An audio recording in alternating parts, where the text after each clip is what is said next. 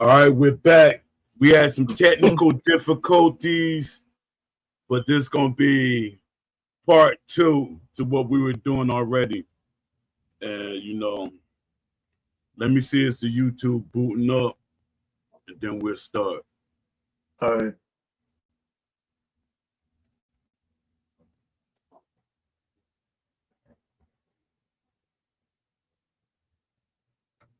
But so while we're waiting for everyone to come back in, what are you seeing that when you see these? Not we won't say my video until you watch it, and then you could give your commentary, right? But what is it you think people are confusing about people who run versus a non-runner? Then what is the mistake? Well, the thing is, they're saying the person's a runner in a video game, but does it also mean does it translate into real life? Let me see. Yeah. See, Beast, I mean, I know y'all going through your thing, but Beast is saying that people scared to get hit. That's not what it is. They're fighting like they're fighting in an arcade game. It's the points. They don't want to take them points. And that's part of boxing. If you're sorry, was that? Yeah. No, I was trying to tell Lord Bama said what happened with the live stream. We had technical difficulty. AJ was showing the film. The video broke it. Yeah. Yeah, well, so a lot of people, their thing is they don't want to get hit. They still got that fighting game mentality. But the thing, but the thing is, they're still boxing to a certain extent because they're trying to win it. They're thinking in their head, okay, I'm outpointing this guy right now. Yeah, I'm outpointing this guy. So here's the thing: what's wrong with what they're doing then? If people choose to throw two punches and then try to run away, that you can't even touch. Like they're being elusive, but they're not engaging. He said every show the technical issue. It's gonna take us some time to get everything right at some point. That's the first time we use that feature just now. We usually use a different feature for when we show stuff, but this was an actual send the video to them and let them broadcast it, and it just killed everything. He said running is not the issue. The ability to efficiently cut off the ring is the problem for the people that know how to do it. Right. So that's one reason for it happening, right? We don't have a referee but now imagine we had the referee and you cutting off the ring. That actually gives you way more, to do. But now we just fighting against nothing. We don't have nothing to fight against it because we don't got like really being able to cut off the ring unless you force it in a way. Certain people gonna have to force that mechanic in the game when it really doesn't exist. And then you don't have the referee. So you're working with two different things that's not there, that's not present. But Bama too, I would say that I was saying this before. Like if I compare it to UFC, I find with UFC it's very easy to cut off the ring. It just feels like a smaller ring, but in Undisputed, the ring feels big. It really feels big. You said the ref would actually slow down the locomotion of the boxers to a point. Yes. Yeah. Do you think that's a bad thing or a good thing? It's a must. It's a must to me. If we're trying to replicate the sport. Yeah, 100%. It's a must. Not just for visual. It's not visual. It's not even for visual. If you want to get away and say no referee, as long as something is giving you instructions. Yeah. There has to something, and that's part of the referee.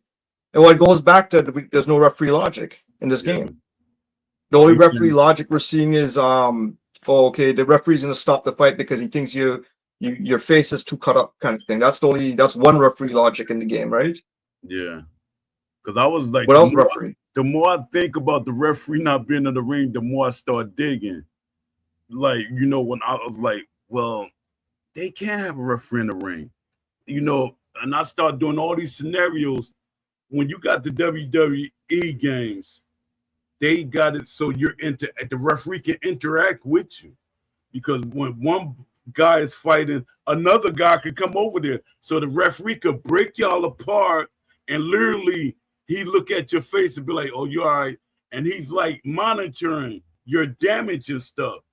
That can be done, but if you think of it as, that's why I put myself in the driver's seat of what's going on as a developer, and I'm like, they're doing these things on purpose. They're being lazy.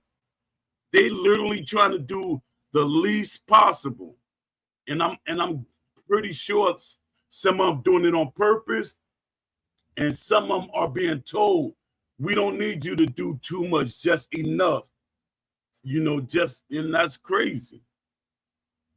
That's crazy to me. I'll give it 2 more minutes and I'll start the video again. All right. Let me go with this real quick while you know, probably some people pop up in here. AI must obey the same rule. Hold on, what was I reading? All right, fatigue. Let me read the fatigue thing again. Fatigue must affect mechanics, not just a block. Fatigue ruins mass transfer. Fatigue ruins guard integrity. Fatigue ruins foot placement. Fatigue, the worst effect should happen before stamina hits 0. AI must obey the same rules. AI cheating destroys immersion. Smart AI decision making not boosted stats. Same algorithm, same consequences. Why late rounds feel wrong in most games. Round 1 and round 12 feel the same in many titles. A real algorithm creates slower reactions, sloppier exchanges, higher volatility. Late rounds should feel desperate and dangerous. They don't feel like that in the game. They don't feel desperate and dangerous. Unless the person, they feel that they down on points, they kind of get desperate, but it doesn't feel that way when I watch people play the game. Why balance become a trigger word? That's my trigger word. When I hear balance, I like, oh, they try to be slick. They keep saying that trigger word. That code word. It's a code word, but it's a trigger word for me. Studios say balance. Players here they're flattening things. They just making it, you know, hey, everything is the same. This is learned behavior, not paranoia. Because they keep saying it and they want us to learn, hey, balance, you know, they want us to accept it. But many of us keep not accepting it. How balance becomes synonymous with hybrid. Historically, balance preceded muted ratings, normalized stamina, softened impact. So now balance equals forced hybridization. Balance is not sameness. I mean, balance is sameness, basically. Real balance allows strong strength, real weaknesses, counterplay, sameness, hides weak systems. Why hybrids become a dirty word. Forced hybrid design satisfies nobody. Hybrid should be a mode, not the foundation. Simulation and competitive rule sets can coexist. Corporate code words and what fans translate them to. Players now mentally decode balance, flatten extremes. Because I did a list of code words that they use in the industry. that I know, and a lot of people they don't know. They just go right past them. Like balance, flatten extremes. They flatten everything across the board. Accessibility, simplification instead of education. A, approachable, lower ceiling. For a wider, when they say for a wider audience, core audience deprioritization. They're not prioritizing everybody, or they're not prioritizing, the fan base that really likes boxing. Their thing is for a wider audience. When they say that, I know all these things mean fun. Fun is short-term engagement. That's what fun is. When they say fun, it gotta be fun. Polish, feature freeze. We gotta polish stuff. That's they freezing something. They're not adding something. We gotta polish something. No. What did you say about when you said balancing again? What did you say the balance was? It flattens extremes. It flattens certain things. Everything is the same. So go ahead. So here's the thing with the balance, right? Can we also say that it's hiding defects? Yes, 100%. Because all they're doing is they're looking at the frequency of when this event occurs. So by balancing, we're going to decrease it, or we want to increase it, right? Yeah. But the thing is, this is why we have this problem with Undisputed right now. This is why people think, okay, the knockout system is random. You know what I mean? Because they don't have a system in place to say, okay, well, when you hit somebody, what is it doing? Is it measuring the pounds per square inch on the target? Yeah. Or we're just using a bar system, and when that bar hits a certain when it hits that empty zone, okay, all these things will start happening. And that's crazy. For it has to get to that point that we really see effect of what realism is supposed to be. Let me see. Stability. Stability is a risk system cut. When they say stability, they're cutting something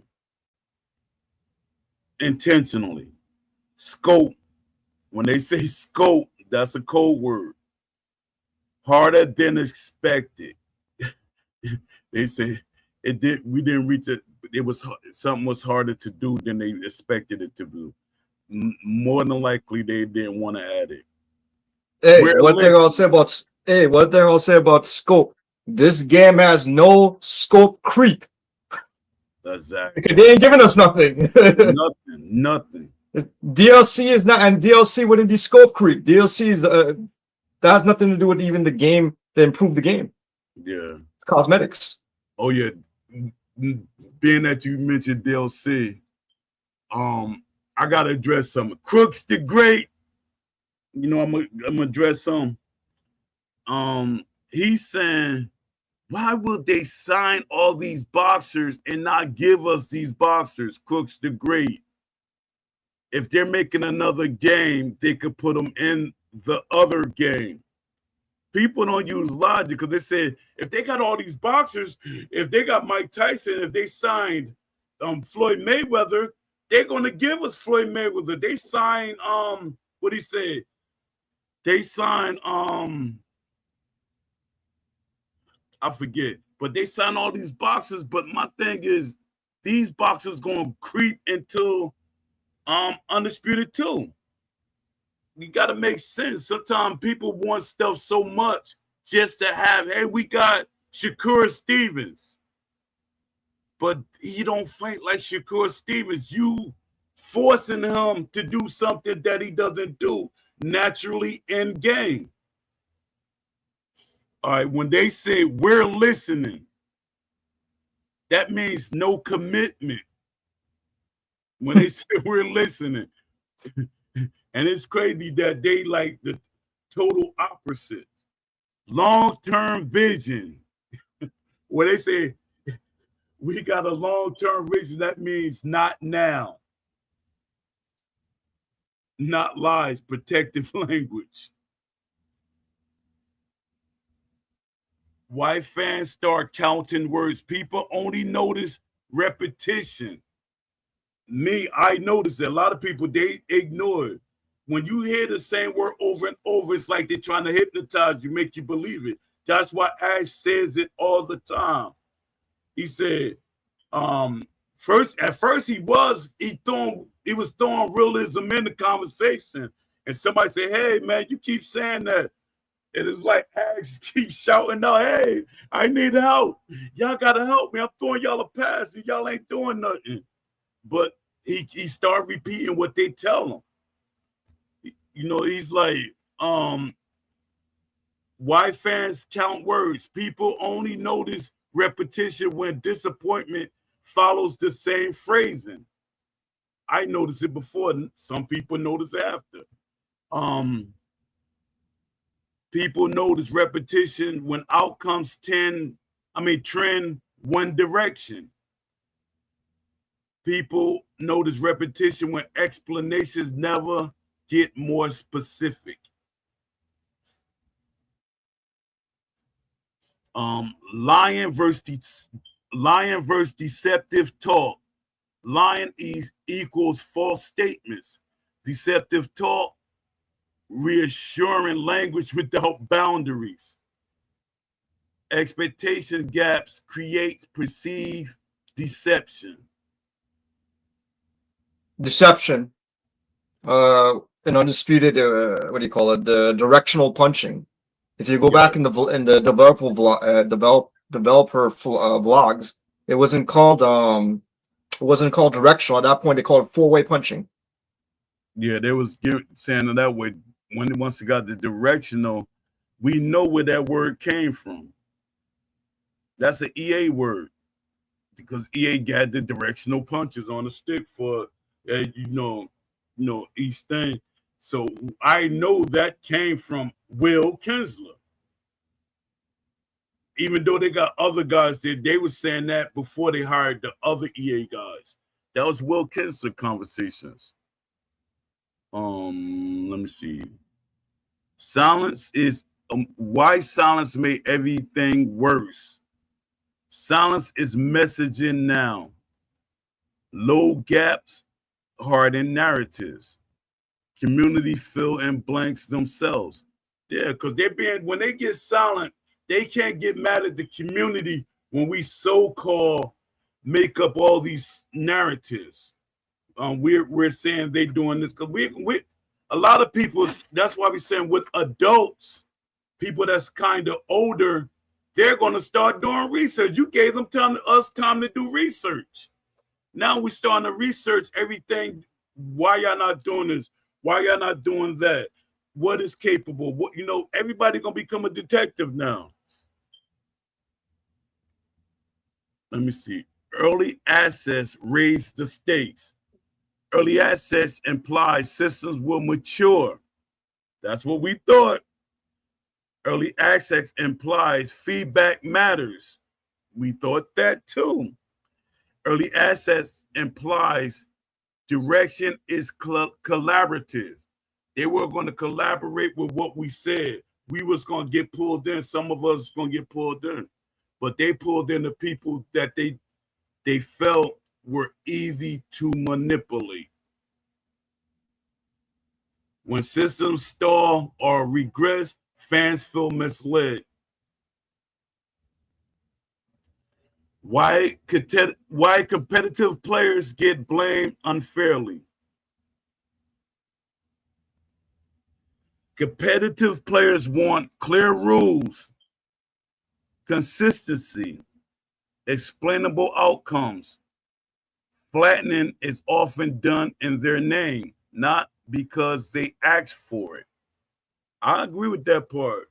The flattening gets done and they get blamed for it. But the competitive person, they're competitive. They're going to. Go ahead. Hold on. Sorry, what was that? No, so the competitive person, they're going to play the game because they're competitive. They're like, it's like a person that's a gladiator. You might cut off one of his arm, he still want to be a gladiator because, he still want to fight because that's what he likes doing. But here's the thing. So you're saying competitive, and your example of a competitive player is a gladiator. Yeah. What would be the opposite of a competitive what would be the opposite of the gladiator? Wow. Let me see. Opposite of a gladiator. But I like how you said that's the first thing you're saying. Competitive, it's a gladiator. He's coming. He's coming. He wants to engage you. A gladiator is the stream of any combat sport to me. Because the gladiator, you're literally trying to destroy each other, take each other out. You know, there's no limit to how you win. That helps with the word gladiator. Win at all costs. So Paul, let me share my screen. Let's run on that. Let's run with that whole gladiator theme, right? Yeah. So on. I gave you Yeah, I got it. Let me see here now.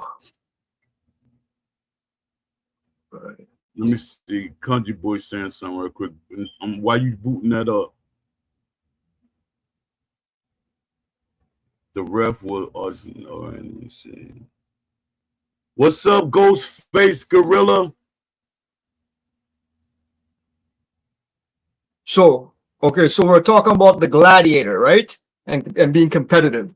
So let me see if I can connect it to this. So I just posted this today on our Reddit, and it's entitled "The Run Man Example," right? And in this run man example, I'm also gonna draw something to this USA boxing rule book, and specifically rule 20.2.15. We'll see if we can do anything with this, right? So here, let me just play this video. And by the way, you'll see a little right up here. I don't want to read it. We'll just talk about it. But this is the run man example.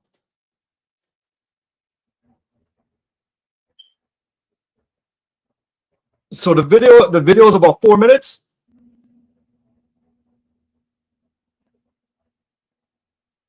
Yeah. So I guess for the audience, it's choppy, right? But they'll see what's going on. You still can see the gist of what you're trying to say. Right. So I'm on the right side. I'm Joe Frazier, and I'm fighting Deontay Wilder. And what's going on, as you'll notice, I'm not moving anymore because I realize this guy, he doesn't want to engage me. If you notice, he's going to keep on going to the edge of the ring and stay far away as possible. And this will go on for minutes because all he's trying to do, he already know he hit me a couple times. He's just trying to, he's trying to win the round by just draining the clock. But Paul, what is your thoughts on that if somebody's doing that in terms of just draining the clock then? Because this, I landed 2 punches, now I'm going to run. I'm going to make it impossible to be hit. Is that boxing? Is that being elusive, or that's some? He really think he's being elusive, but for one, it's stupid for Deontay Wilder to have the longer arms and moving that far back and away from somebody. Makes no sense. Now, and if you're wondering why I'm not moving, I already figured what he's doing to me, right? So I said, okay, I'm just going to observe it to see how long he'll do it. The next round, I'll start to cut the ring off on him.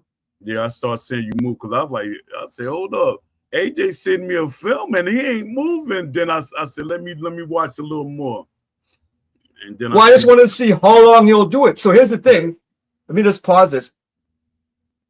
Based on what I'm doing right now, I'm just sitting in the center of the ring. Yeah. And he's up on the cards for sure because he out hit me, and he's just going in a circle on the edge of the ring. Is there anything wrong with that? There's a lot wrong. He's doing too much, but now imagine you had the referee and different things. Right. But if you probably ask this person, he'll say that he was fighting like Muhammad Ali. He was fighting like Tyson Fury. No, you're not. You're not fighting like them at all. Well, the thing is, too, a lot of people fight like this in Undisputed. This is very common. You'll see guys with really, really good records, be it they quick glitch or whatever. This is how they're fighting. Yeah. So the thing is, so based on what he's doing, would that be considered back foot fighting? Not really. It is, and it ain't. Not really, though. Not But right. what would make it? The is part. But when you back foot fighting, you're moving, but you're giving angles and stuff. You're moving backwards on angles and stuff. All that over the top running, that's running. That's not back foot fighting. People keep adding, they making their own definition. Like they say, oh, this clean boxing. No, it's not. That's not clean boxing. They making up their own terminologies for stuff.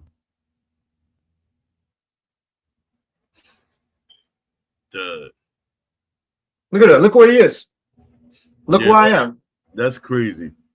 Especially you got long arms and you way back like that. He literally, because Frazier is not Frazier, he really doesn't have to be that scared of getting getting hit, especially if you put your defense up. So Frazier's not gonna leap and crack you with nothing like Frazier would do in real life. He's not gonna really fight like Frazier.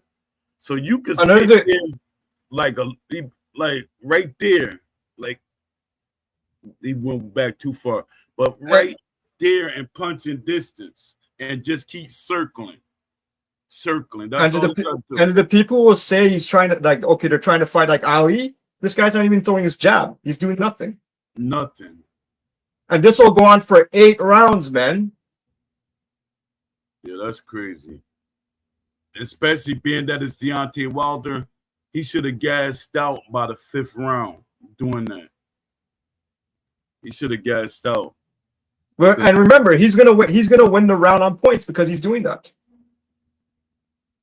Look at that. No, it's not. It's running. You can't say you're a back foot fighting and only throw 5 punches in a round. Well, that's what I'm saying now. So here's the thing now. In real boxing, yeah. Have you ever seen that in real boxing? Do you see people fight like in a real boxing fight? A lot of times. A lot of times. Like, but you're not getting hurt in a video game. You're not like literally feeling the punches. Like I fought people, and they were running, moving around a lot and stuff.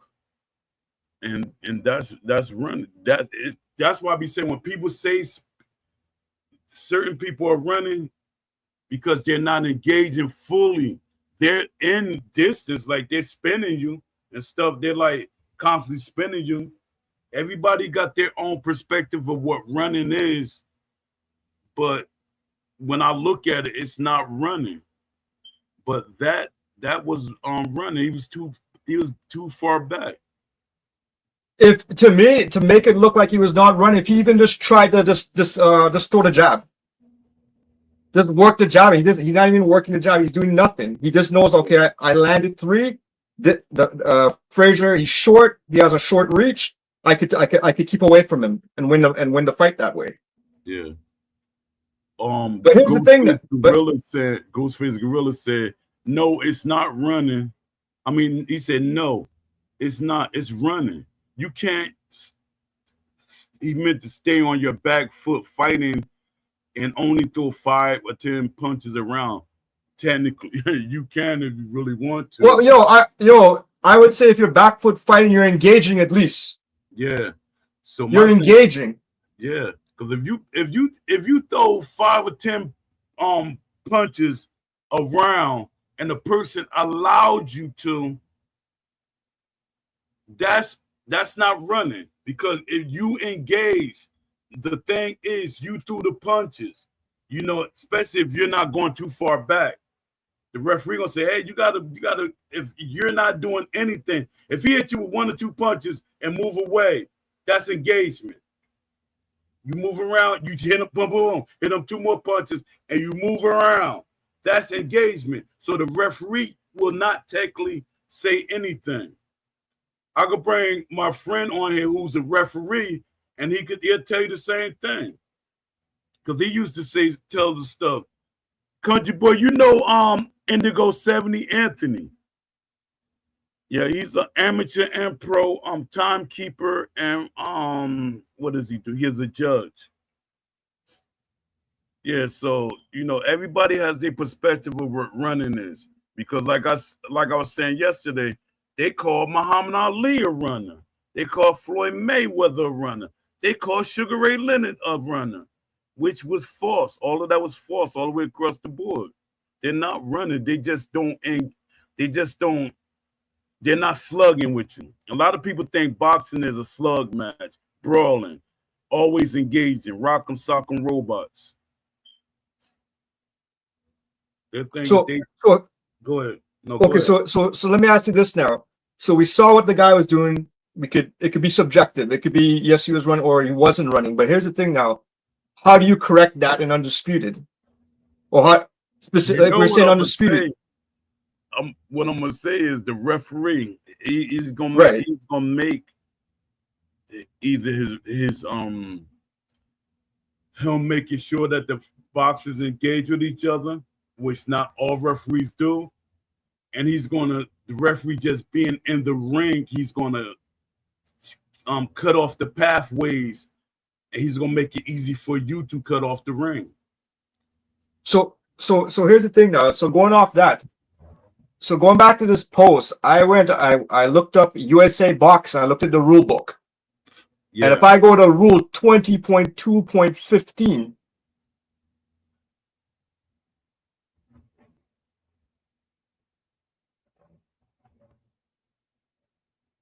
rule 20, referees.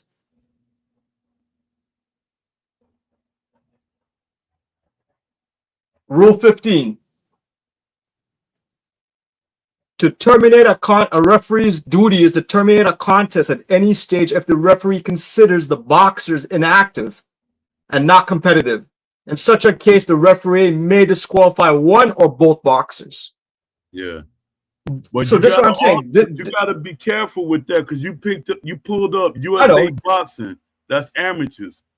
No, but I'm just trying to use it as a benchmark, to say, like, eventually we have to go look at the other rules, but I'm just saying this is a duty of the referee. It also proves that we don't have referee logic and undisputed. This is why that guy is able to tag you a couple times and run away, because here's the thing now. If and this is the gameplay director. This is them being lazy because they didn't do the research. Yep. So here's the thing now. Gameplay director and the product, in the boxing authenticity, they go hand in hand. So we're not gonna, give Will no pass. And that's not Ash Willhouse to be a gameplay director. But here's the thing now. So if this was programmed into the game, one thing that crosses my mind is, okay, the referee sees this is happening.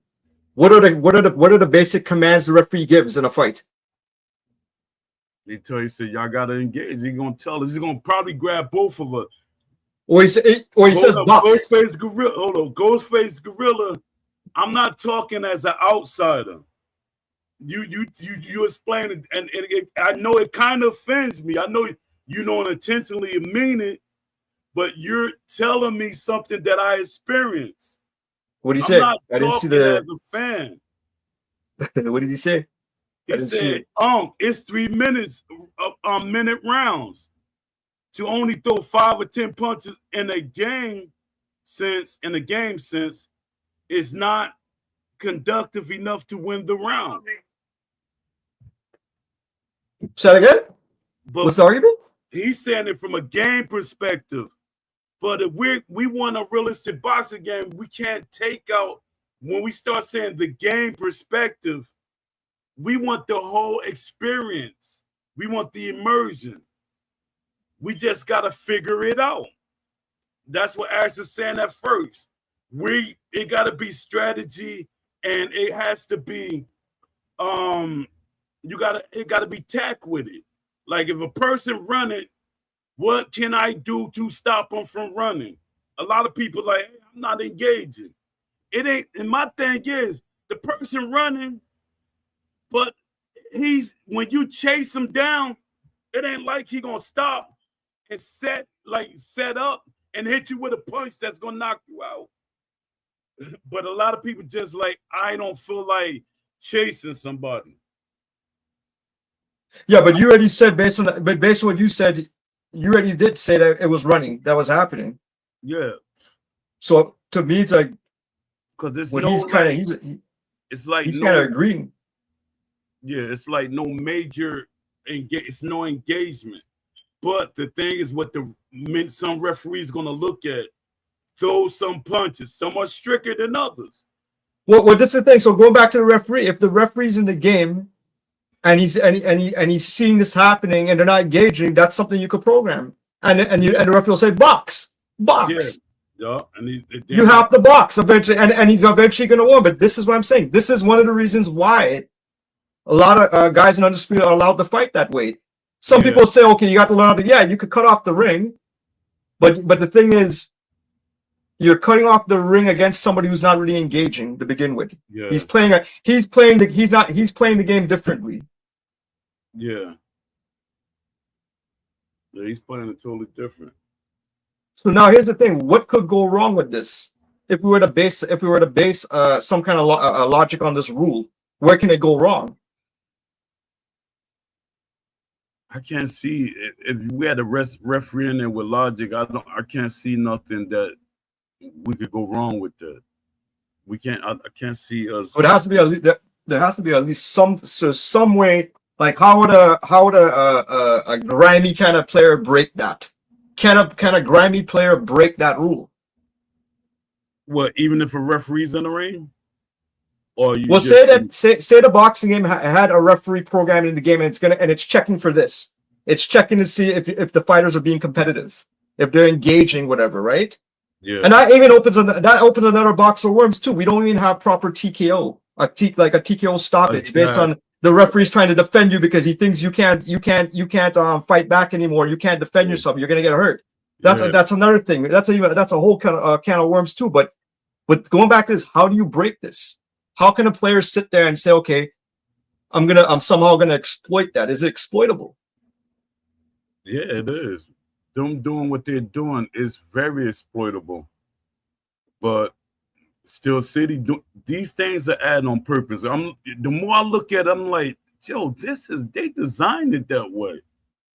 And when they don't have the referee, it shows that's why they don't have the referee in the ring. They let them come in at certain points. But here's the thing: Champions has a referee, and they kind of failed at this as well. Yeah, it had a referee, but all the mechanics that we wanted, it's like they like the same, but not the same.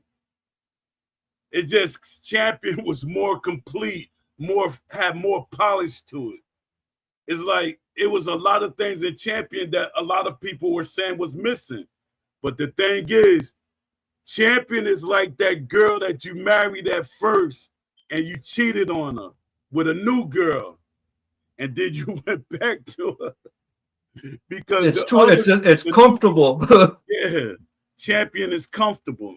Great word to use. Champion is more comfortable, and they feel by going back to Champion, that they're gonna make Steel City do the right thing. You're not gonna make Steel City do the right thing.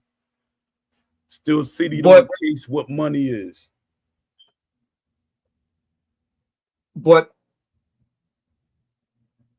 so do you think that this is something that needs to be solved in Undisputed or any boxing game in general? Yeah, it has to. But the thing is, all of us not saying that. That's why it's good that we talk about it, so we can make people start talking about it. A lot of people not talking about it. All they do is, my thing is, they say we complain. We don't complain. We're making solutions. We discussing solutions. We're saying, hey, this is what can make it better. This can get rid of that what's happening. But people's like, nah, we just on here ranting and raving about, no, we're trying to find solutions. We're talking about solutions. And my thing is, we're inviting y'all to add on. And Ghostface Gorilla, you could pop on the show. I'm not, it's no disrespect. I'm not, dismissing what you're saying or anything. But when I talk about stuff, I talk at it from a boxing perspective. You know, and a lot of people say, well, we're talking about a game perspective, but my thing is the game, once you start saying words like realistic sim, and I said that numerous times, realistic sim. So I'm still stuck on that realistic sim version of the game that he wanted until Will Kinsler came there. And he starts saying authenticity. Authenticity is a wide scope. It could be anything. As long as it's like authentic, he got the authentic trunks, he got the authentic boots, he got the authentic this, but it don't have to necessarily mean the boxing is authentic to the boxers. That's why they don't have tendencies. Your Poe, what's his name? Clockwork Oren. He was asking to discuss this today. He wanted to know the whole conversation about running, because I think you had arguments in the past about that the running wasn't happening in the game, or maybe you didn't see a good example. Yeah, I didn't see a good example, but my thing, I was basically saying the same thing with you, but a lot of people want me to restructure what I'm saying, but I'm speaking from a boxing perspective. But then they want me to speak, you know, even though they're saying game perspective. No, you're talking about fighting game perspective. When you look at the fighting games, people, that's another thing with the running. Look at fighting games. You're way over here and y'all fight a little bit, then y'all back all the way back up. Y'all fight a little bit, then y'all back all the way back up. You notice that in fighting games. You're fighting like you're using a 2D game. You're fighting like from a 2D perspective. I would agree with if we had the two. Yeah, I basically said that, but yeah, and I'm glad that you came back respectfully, because a lot of people are like, oh no, and they try to attack me, but you're speaking as mature. I would agree with if we had the tools to stop it, but the game doesn't have the tools to combat. Yeah, exactly. Wait, to stop what? The running? Yeah. To stop the running we talk about? Yeah. Well, the thing is, we don't need. Well, the thing is the referee logic a tool, or that's actual missing framework, and like that's missing again. I always say it's like the logic, or that's missing aspects of the game. Yeah, it's missing one. Even if they didn't have the referee in the ring, there still should have been some type of referee logic. Yeah, there could be a warning system. I've seen that in old boxing games. Me too. Old fighting games in general. You'll see how they used to do it long ago, like let's say in 16-bit games. You'll see a box in the top right-hand corner. It'll flash because the referee, he's kind of warning you, kind of stuff. It'll give you some kind of warning, you know. Yeah.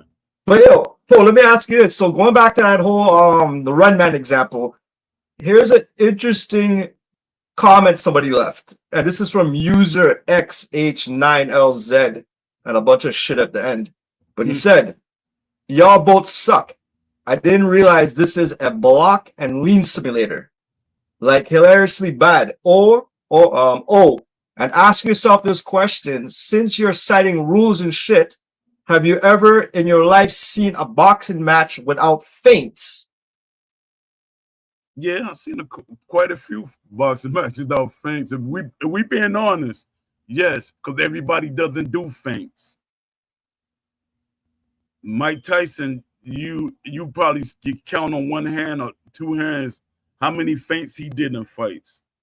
It's a lot of fights people don't do feints, but being that we know it's accessible to do it, we're gonna do it more in the game. You know. But does his argument have merit? Essentially, what he's saying is that, I guess in my case, that I'm not using feints. If I was using feints, I would be able to stop him from running, or in this case, or I don't know, cut off the ring more. No, because feints work more with counter when you're playing against a counter puncher. You're trying to make the counter and the counterpuncher do it too, but you want to feint the counterpuncher. You act like you're going to throw something. Now you make, because the counterpuncher, they're not going to do anything. They're going to wait for your reaction. Well, here's the thing, like, and my answer to him was, I was saying something similar. I was saying that, well, what's the point of feinting if this guy's not engaging in the fight? I'm wasting my time. Yeah. I'm gonna chase you around the ring, and I'm gonna try to feint you. For what reason? You're not actually engaging. You're playing a different game. Yeah, it don't makes no sense. Because if y'all like they're with each other, like you're not like really way back here, that's where the feint works. Or we're not playing chess. We're not playing chess at this point. We're playing a different game. We're playing keep away. Yeah. Because it's like it's like somebody like George Foreman feinting you. He don't have to feint you. Because anything he hit you with, he gonna hurt you with. So why would he feint to set anything up? George Foreman you didn't see George Foreman do feints and stuff like that. You rarely seen if he did do it. Oh yeah, while I'm thinking about it, there's he's a writer. I think he's in the gaming industry too. He wants to do an interview with me on boxing video games. And I'm gonna be honest, I haven't played every boxing video game. You know, yeah, I got IQ for boxing ideas and stuff. I played a lot of boxing video games, but he's gonna probably hit me up with certain Knockout King games that I didn't play, certain Fight Night games I didn't play, or Don King. I didn't play Don King because I don't have an Xbox. I don't think I still would have got it. But then you got the different Knockout Kings and stuff like that. So we're having a conversation. You doing an interview.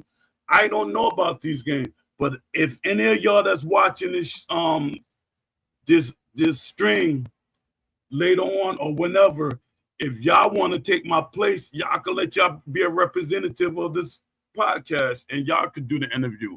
I can make you should go. It's just you should go. Just let them know the scope of what games you had played, and then try to run it off that. I think you should go. It's your boxing knowledge, really, right? You can't take it has to have that boxing knowledge. Yeah, because that's what a lot of people, they keep asking me, like, and I'm like, Dad, they ask me all these questions and stuff on LinkedIn, and they want to interview me and stuff like that, like the lady now with the eruption. She's early on I was helping Steel City and Round for Round get boxers. So she's like, hey, could you help me get some boxers? And I was like, I'll see what I could do. So I don't really know, am I going to really help her? Because if she let me see the game model, it'll be easier for me to say, all right. Yeah. Because I can show it to boxers. Because a lot of boxers right now, they got wiser. That's why when people say boxers don't play boxing video games, that's a lie.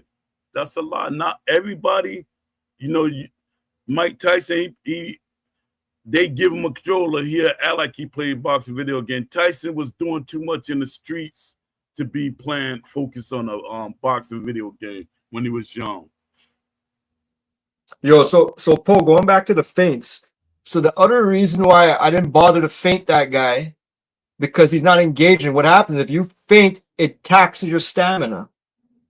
Yeah. So if you can imagine, I'm gonna chase this guy around trying to feint, and he's not doing nothing, and I'm losing. So it doesn't make any sense at that point. Yeah, but I don't like that concept of them taxing, because that's the thing to make you not to overuse it. But you can feint somebody as many times as you want to in real life. You feint them. You're losing energy. So they made that energy tax for what? They taxing the wrong things. I'm like, yo, what the heck? And you know what? A lot of that comes in that aspect. That came from the fans. Fans say, hey, he's doing the feint a lot. He's doing it too much. You can do feints a lot. It's just like when they be saying, oh, they jabbing too many times. That's spam. I'm like, So, these hey, guys they make it difficult. what do you think of his other part of the answer? He said, I didn't realize this is a block and lean simulator.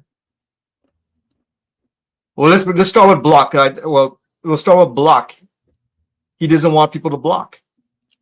No, he don't want defense. And when he mean lean, is he mean leaning forward or backwards? So if he leaning backwards, why are you not hitting him to the body? So what I was doing was I was leaning.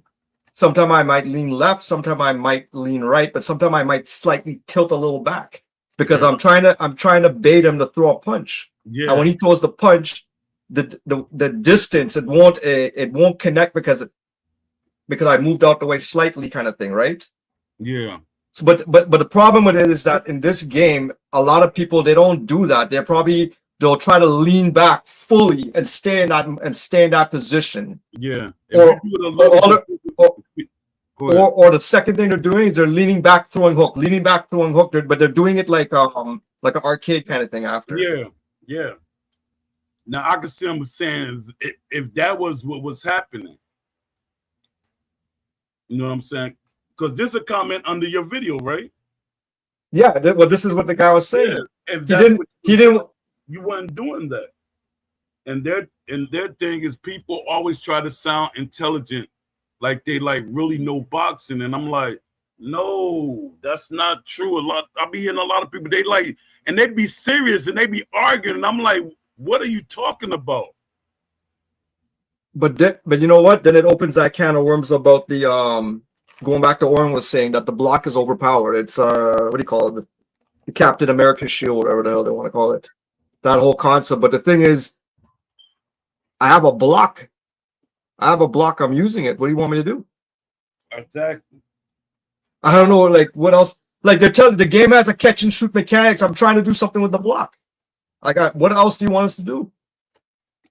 Yeah, my thing is, people they want to make you fight the way they want without fighting.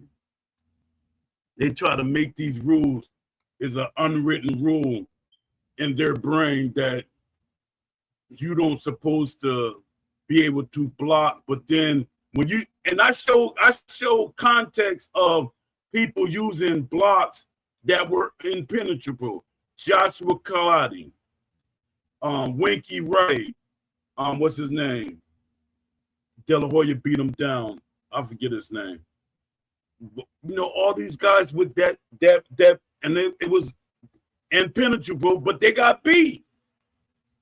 You know, all these guys got beat.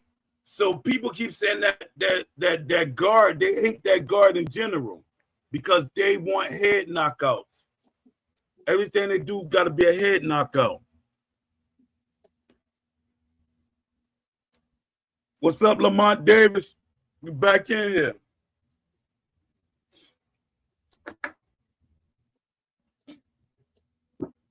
But yeah, just to kind of close on that whole run man example, the fact that guy who left the comment is comparing, I'm talking about referee logic to make the game better, and he's talking about why don't you just feint? He basically does it. It's like It's like you don't know what he's talking about. It didn't make no sense in that aspect. You feint or not, the guy was not going to engage. You engage. That's the thing. He's still me feinting is not going to stop him from doing that. Yeah, if he was constantly engaging, that's where feints make sense. Because you can feint and make a person stop in their tracks because they think you're about to hit them. You can feint and make a person throw punches. You know, that's different ways you use feints. That guy is using and the reach of Wilder too. He's not even trying to jab at him. He's literally doing nothing. He's doing nothing. He's just. Yeah. Why would you have a long arm guy and you're running way back there? That makes no sense whatsoever. So here, that makes no sense. Oh, by the way, this above right here. You guys want to call in the show? Dial in. These are the numbers for UK and for the States. Yeah, I like that. So IDs at the bottom. how did this make it through? All these guys are beta testing. They're doing the early access. How the hell why did this make it through? Because the team doesn't care. The team is not boxing fans. The team is not doing research. My thing, the team should be doing just as much research and gameplay as the testers. At least Brian Hayes and some of the developers, they were testing it. They were like playing the game a lot. Steel City, they don't like boxing. You could tell because even when they in the chat, they're playing other games. At least don't let us see you're playing other games. Let us have the fantasy that you're playing your own game constantly, seeing all the flaws in it. It's who was the gameplay director for Champion? Brian Hayes. It was Brian Hayes? Yeah.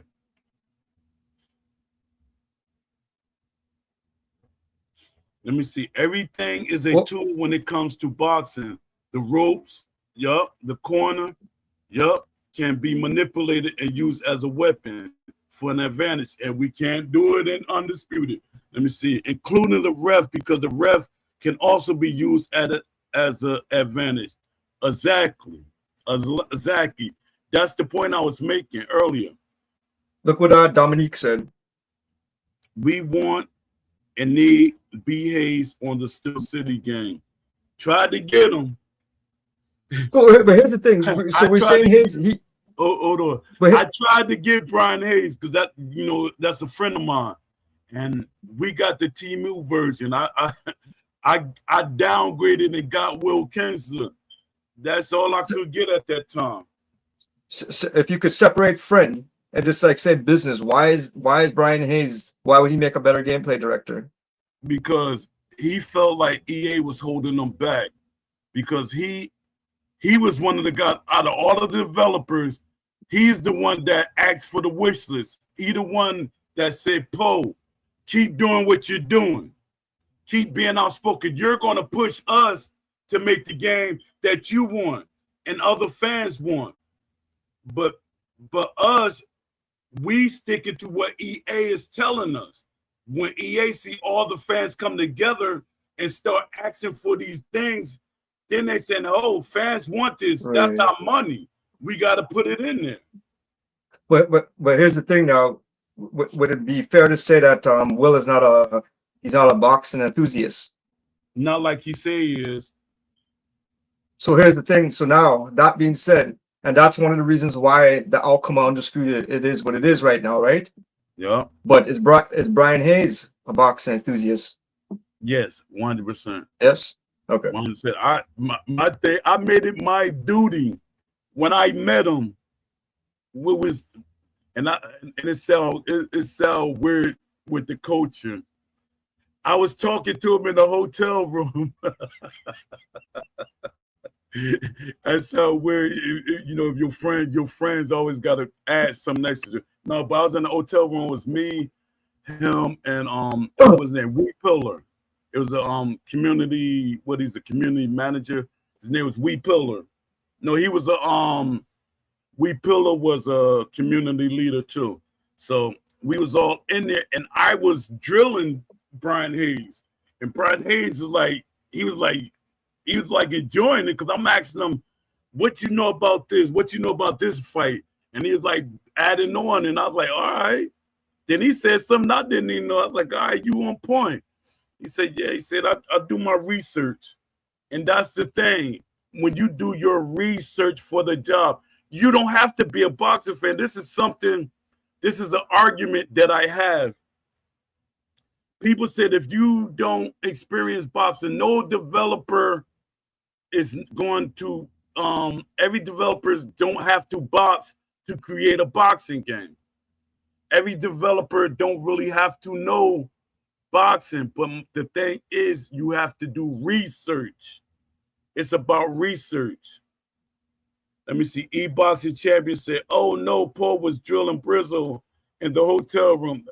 Yeah, that does sound weird, right? Yeah, but yeah, Brizzo, he's real rebellious. He loves being able to do things, but his thing is he tried to show them, say, hey, look, this will work, this is good. And he was looking at me. I see he was looking at me when I went to the Fight Night Round 4 event.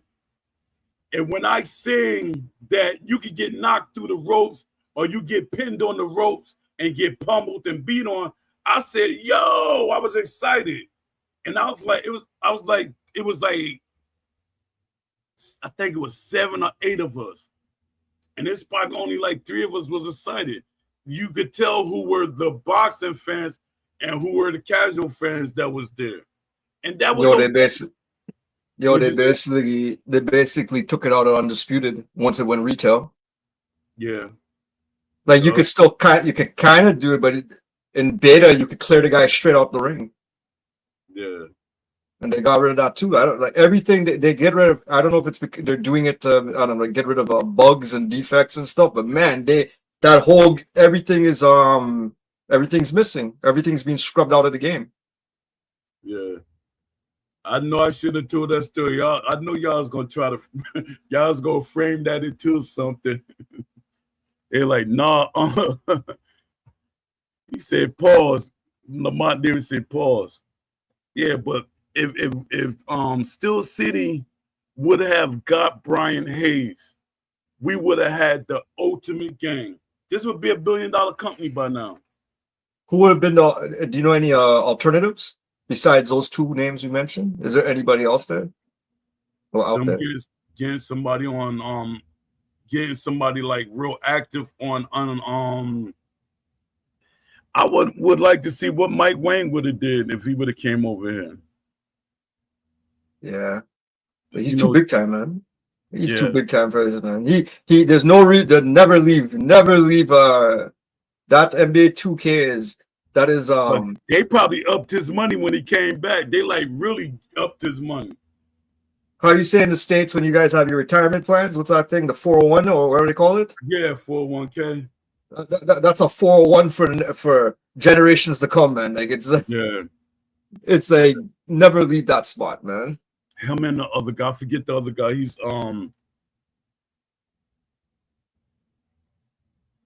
why you say Mike Wang is terrible? I think he has some great ideas. If Mike Wang was here, he would bring his background like from kinesiology and try to implement that in the game, so you'll get more physics based. You'll get more like how things should really move and the science, I would say. You think it was Mike? Why you say ruined 2K? I'm gonna ask you that.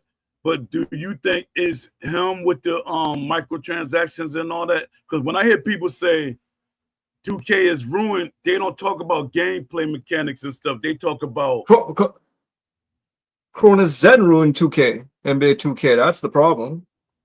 What'd you say? The Cronus Zen box. That's what's ruining NBA 2K right now. Yeah, they playing the company. That's the biggest problem. But we got Desar there too. Desar no basketball player. He's a basketball player, and his father's a basketball legend. Yeah, Desar, he got there. So, they got him on the team. So you got the team. They got a basketball team. So I can't, like we keep saying, we can't pin it all on we can't pin it all on Will. Mike Wang is basically the Will. If you want to take it like that, we can't pin everything on one person on the team. The gameplay is bad. It's not real basketball. Dad, it's like I'm keep getting different versions of what, because I haven't played this 2K, but everybody that I hear, it's not like split. It's like you got a group of people that say it's not good, and then when they say it's not good, it's not for the reasons that I would think. Most of them saying it's not good because of the microtransactions and stuff. They're not saying the gameplay and stuff like that. I don't know.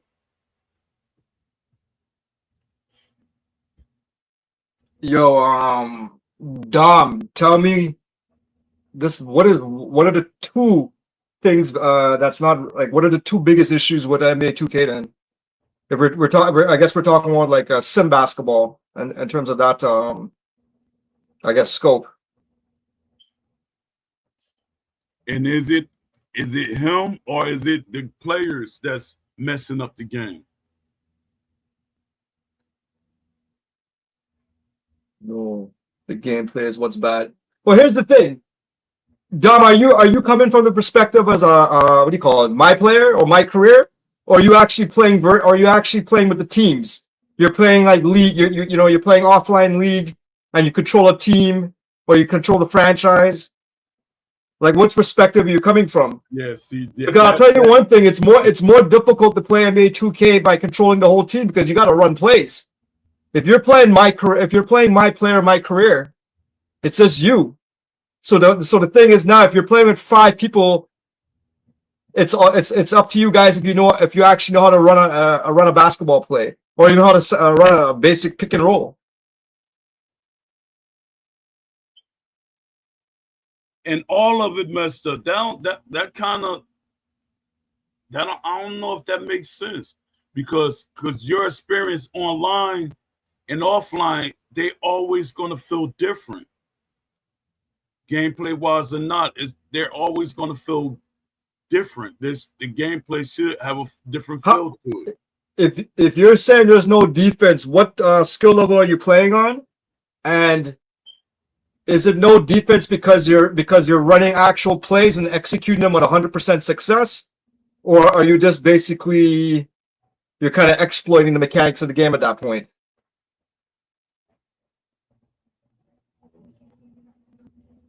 My play all day. What you mean by my play all day, Ghostface Gorilla? I play basketball in real life and I coach basketball. Was my number one sport. Okay, I see your perspective, but I was going off of what Desardon was saying. And but the thing is, if we're talking about the defense, what's the specific thing we're talking about?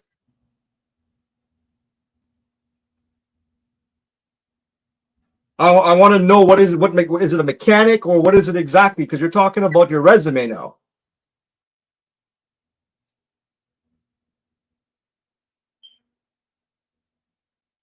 He said there's no defense, but can't you actually now? Why is there no defense? But to me, offline, that's on you because we have sliders. 2K is the best game for sliders. It's two different gameplays, eh? There's always going to be the offline gameplay versus the online gameplay is going to be different. It's like when defense, you could actually, because I don't know if you're a fan of Operation Sports, but you got people there that's professional at creating realistic sliders. And is it the offline mode? They're basically like, hey, you could craft it the way you want it to be. But 2K has NBA 2K, they have community creations, and you could download other people's tuners. Yeah, and you could go research and say, okay, as you said, this guy makes the best. If you want to have that sim experience, this guy's he knows how to set the tendency. Yeah. They let you download that within the damn game, man. It's like anything to make the game better. Yeah. So, can you imagine that in terms of the replayability on Undisputed or any boxing game if they give us that ability? A simple thing as that. Your Ghostface say my player is online basketball. Yeah, I know that much, but I was trying to figure out what's going on. Like we was talking earlier, when people play 2K, they're using that controller, that glitch. I mean, it's not a glitch, but it's a cheat stick. The Cronus. That's the the Cronus Zen box. Yeah, they're using that to win games. Well, that breaks the whole game because you don't have to time anything anymore. It's doing everything for you. Yeah. It knows that the AI is just boom. It does it every time green. Anything you want to do, steal. Anything you want to do, it just does it precise. That's one of the reasons why EA stopped making PC games. They started back. They just starting back, but they didn't want PC games because it's easier to manipulate PC games. It's easier to hack them. So they didn't want that. But they said, hey, that's money. Steel City opened the door for sports gaming again. They see that they got a little bit with a broken game. We could get them more than that. The biggest thing I see with NBA 2K, not to go too much into the basketball thing, but with my player, it has this problem. And this is a problem with all sports games where you could just make the tallest guy with no weight.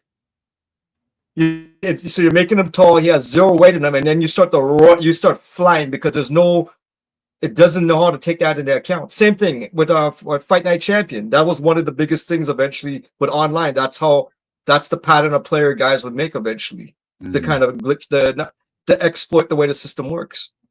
Yeah.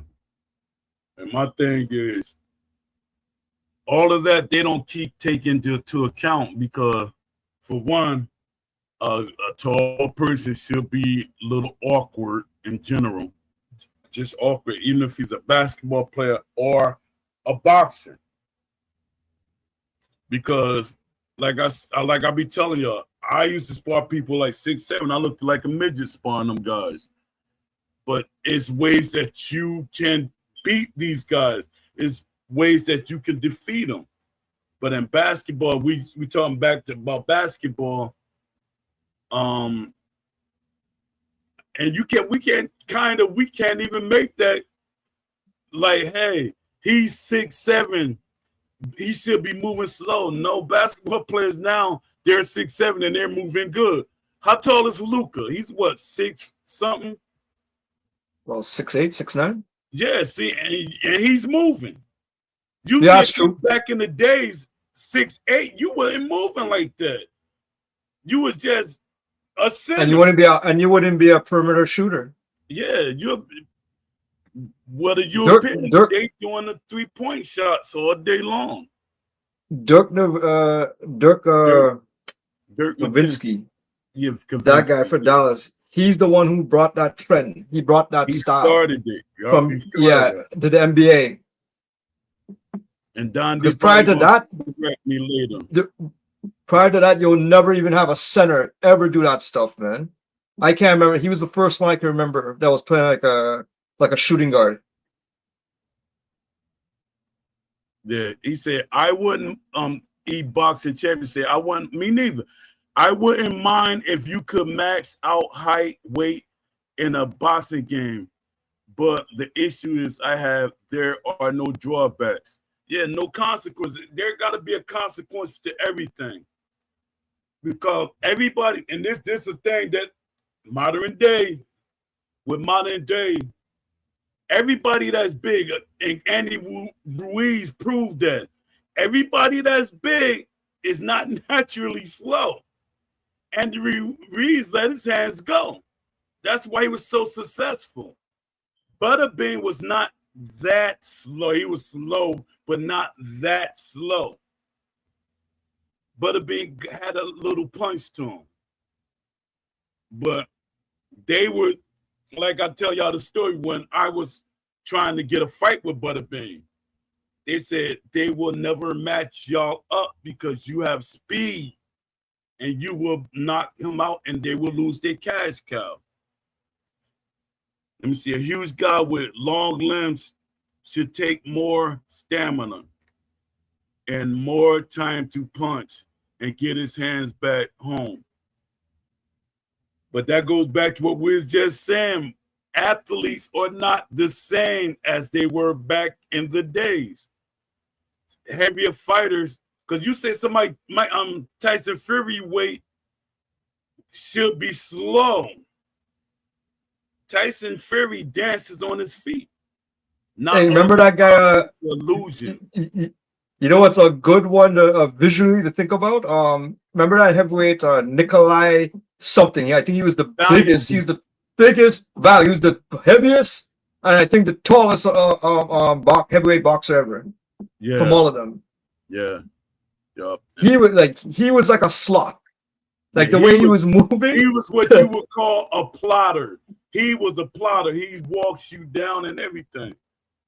And I used to be like, Dad, I'm gonna have to fight this Joker. Cause I had him in vision. I say, I'm pro, I'm these guys. And I'm like, yo, that's crazy. That guy was like, I thought he was gonna be undefeated, how big he was. I like, no, but he was a guy. But he was a gentle giant too. If you think about it, he never came aggressive. Like he wasn't like Wilder. To me, he would just his fault. That was his fault. Because for you to be that big, he should have been more dominant in what he was doing. A lot of times he beat people more for them being tired of trying to punch on them or trying to escape them. I was like, yo, you see how David Haye was beating on him? And David Haye is a cruiserweight, technically. I gotta watch that fight. I can't. I probably watch it, but I gotta watch that one again now you mentioned it. Yeah, he fought David Haye. I was like, oh man, I don't know how this gonna match up. David Haye. Hey, what's his name? What's his name? He's done, man. Tank Davis. Yeah. He's finished, man. Doing too much. All that time. Is he still missing? Huh? Is he still missing? He was missing for about a week or more. I don't know if he's still missing. Oh, I don't know. I don't know. If he's missing, it might be a good thing too. Because it could be that he's trying to get his head together because all these issues. But if he got the court date or whatever was going on. No, they're looking for him. Yeah, that's crazy. But what are they looking for him for something bad, or they just looking for him in general? It's for the domestic case he has. So they issued a warrant now and they can't find him. It's been over, what's today? Today's the 20th. When was that warrant? Maybe 2 weeks now. They've been looking for him. Oh wow, I didn't know that. Let me see. E-Boxing Championship. I hear what you're saying about new athletes. Things changed. Then Jack Dempsey won the heavyweight title. He did it with speed and stamina. The bigger just Wilder folded. Yeah. And we can't use this. This is what we gotta. This is what I be telling people. We can't use what back in the day happened in modern times, because for one, I would think that back in the days, well, I would say their stamina was better back in the days than we got now. Today, but today we got more technology as far as training. But a lot of boxers are more stronger, minds, and the people was more durable back then too, to me. What's his name? He said Tank on the run from the law. They got a warrant for him. Yeah, that's crazy. I think since the beginning of the month he's been missing. And they were showing these videos of him dancing in a shoe store, showing a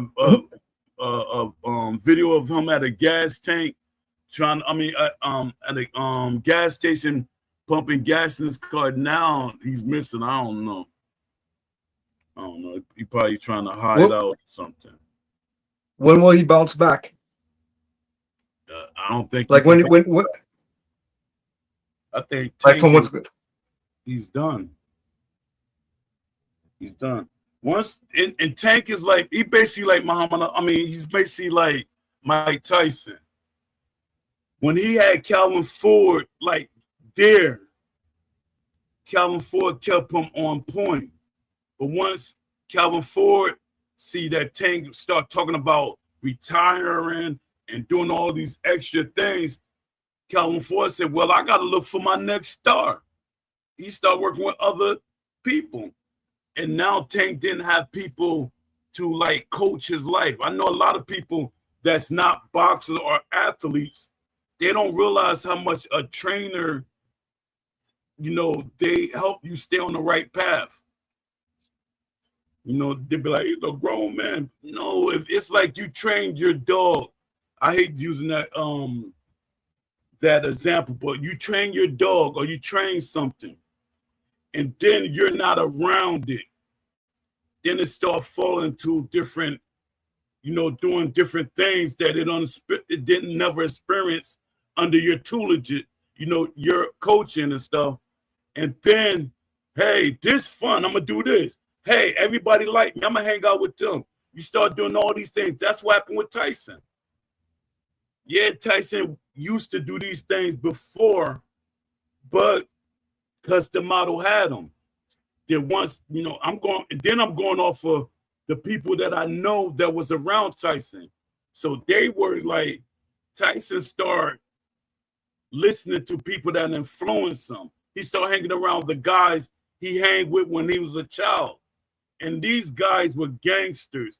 They were, gang members, all these different people, and they trying to, hey, remember you used to do this?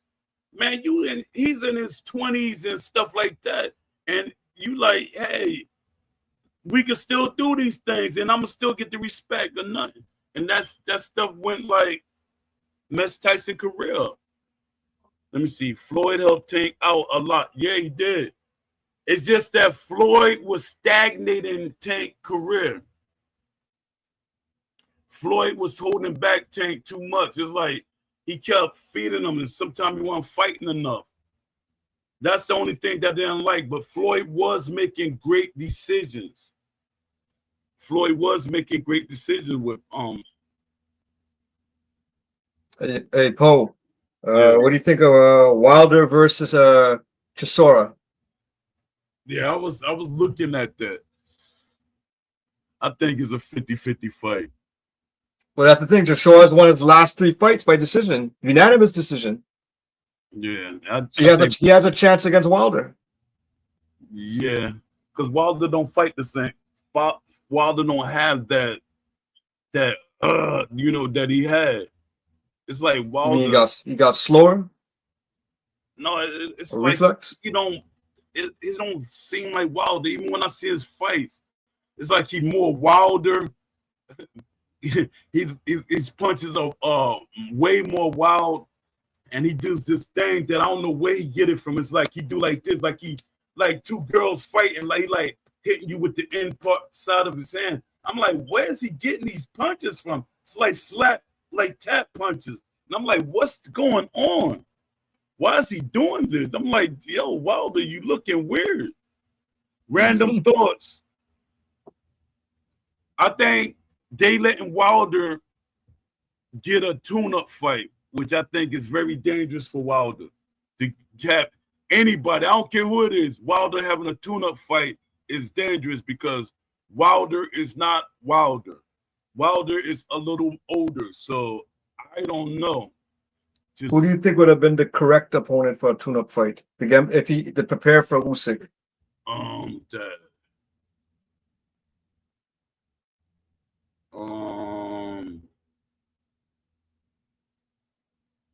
I was going to say Andy Ruiz because he's not really that active, but a lot of people don't give Andy Ruiz credit. Andy Ruiz is a great fighter. So Andy Ruiz can be dangerous. So let me see. He got to pick somebody that's like really on a decline or they're not like really. Who would be a good fight for him? Joyce? Or they fought already? No, Wilder should fight. Joyce would be a good. No, Joyce is a dangerous fight, but it would be a good fight. I think Joyce would be a good fight.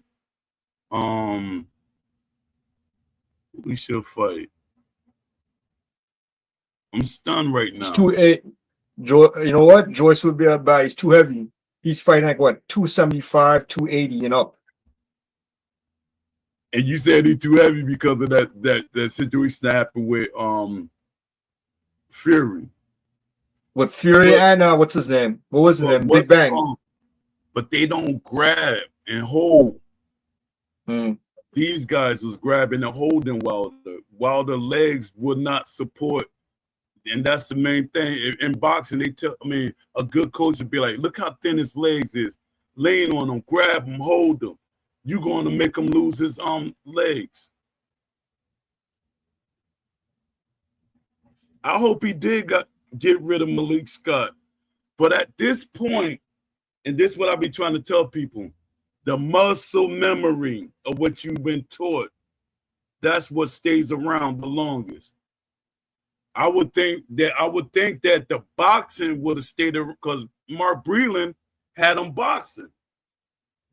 I would have thought the muscle memory for that. But what happened with Wilder is he started getting a lot of knockouts back to back to back. So that's what he started looking for. So Wilder not boxing no more. He just basically trying to knock you out. Let me see. Wilder still puts him spark out. War comes forward too much with his hands down. Yeah, but with Wilder, it's his mind seems like it's not into boxing. It's like he want it, but he don't want it.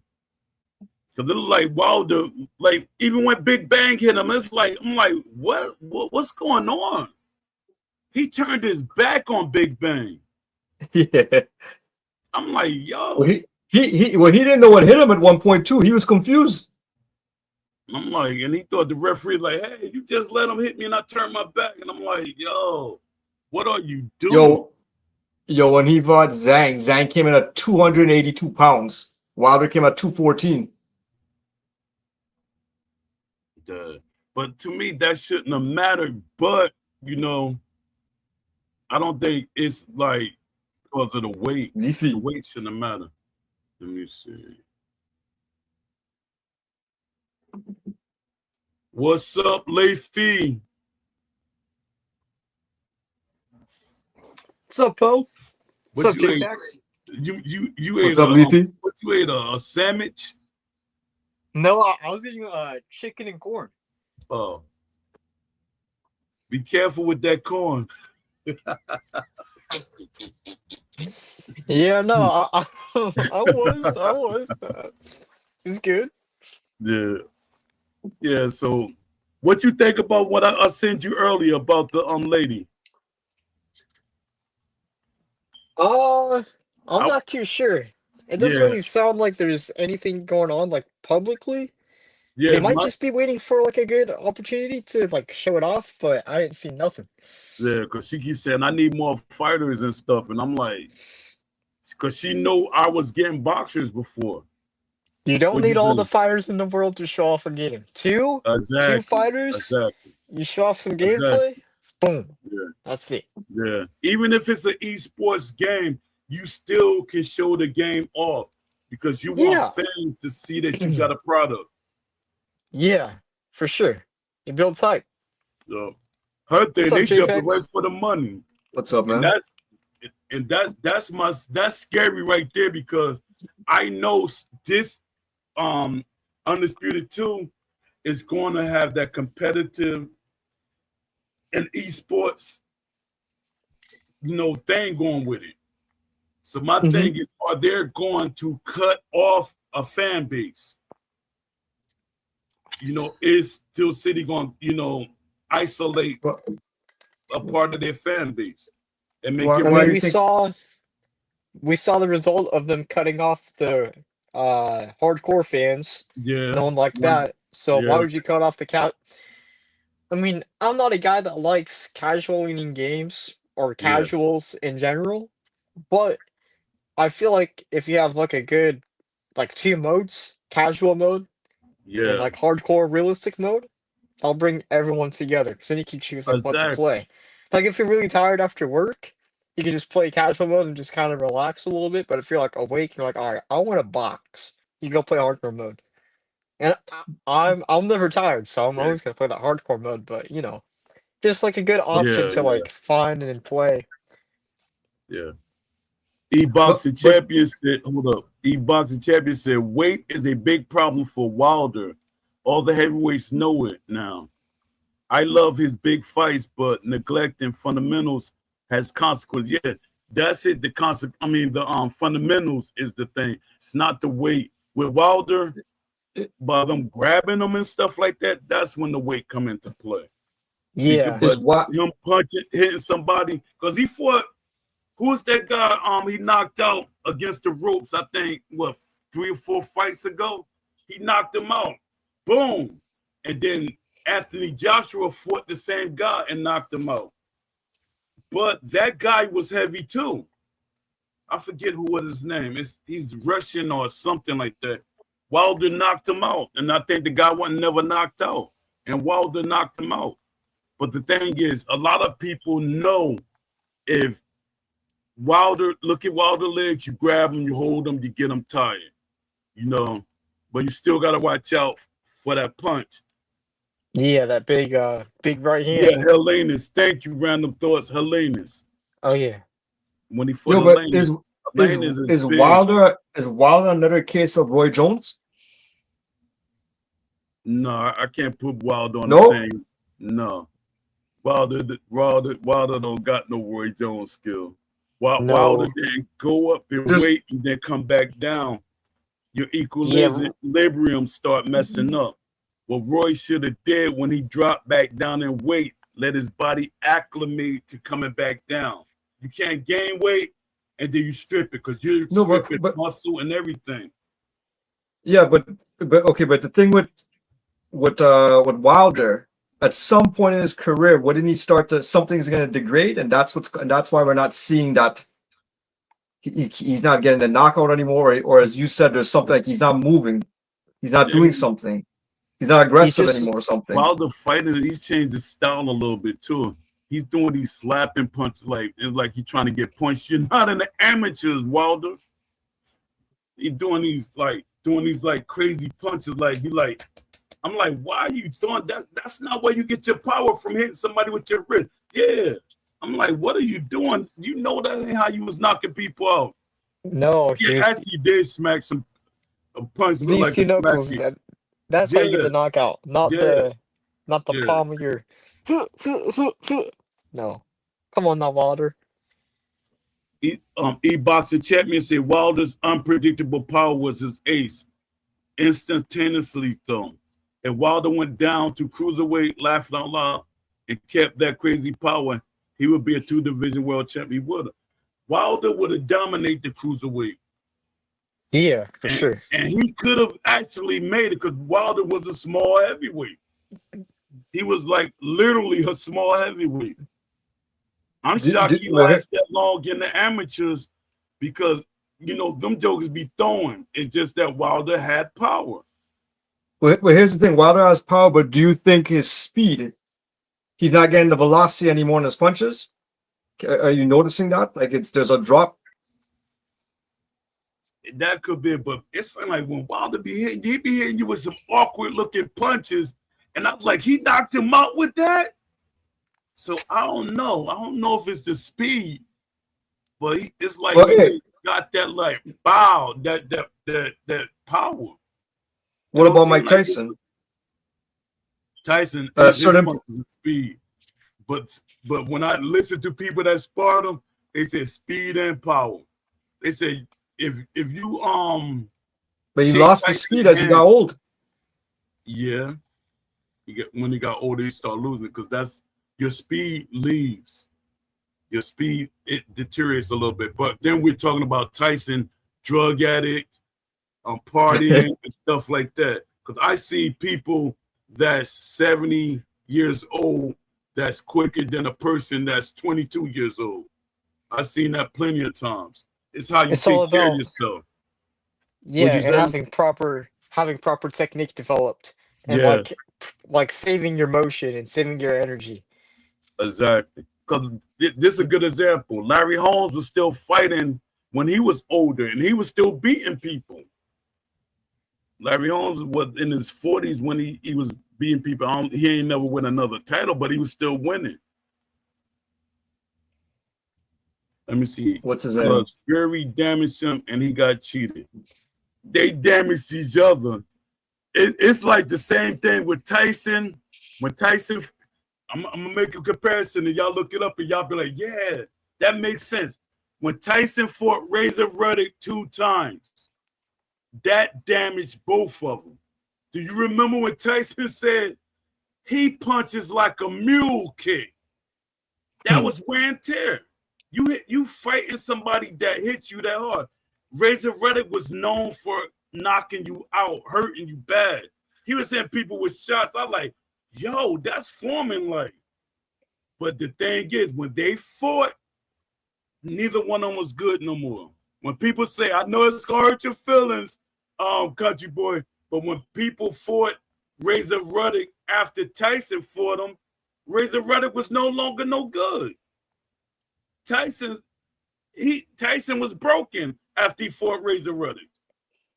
He was like, hey, you know, that was it. They shouldn't have never fought twice. Same thing happened to Pacquiao. Yeah, having all Same those thing fights back to back with somebody that they like, basically what you said, they got your number.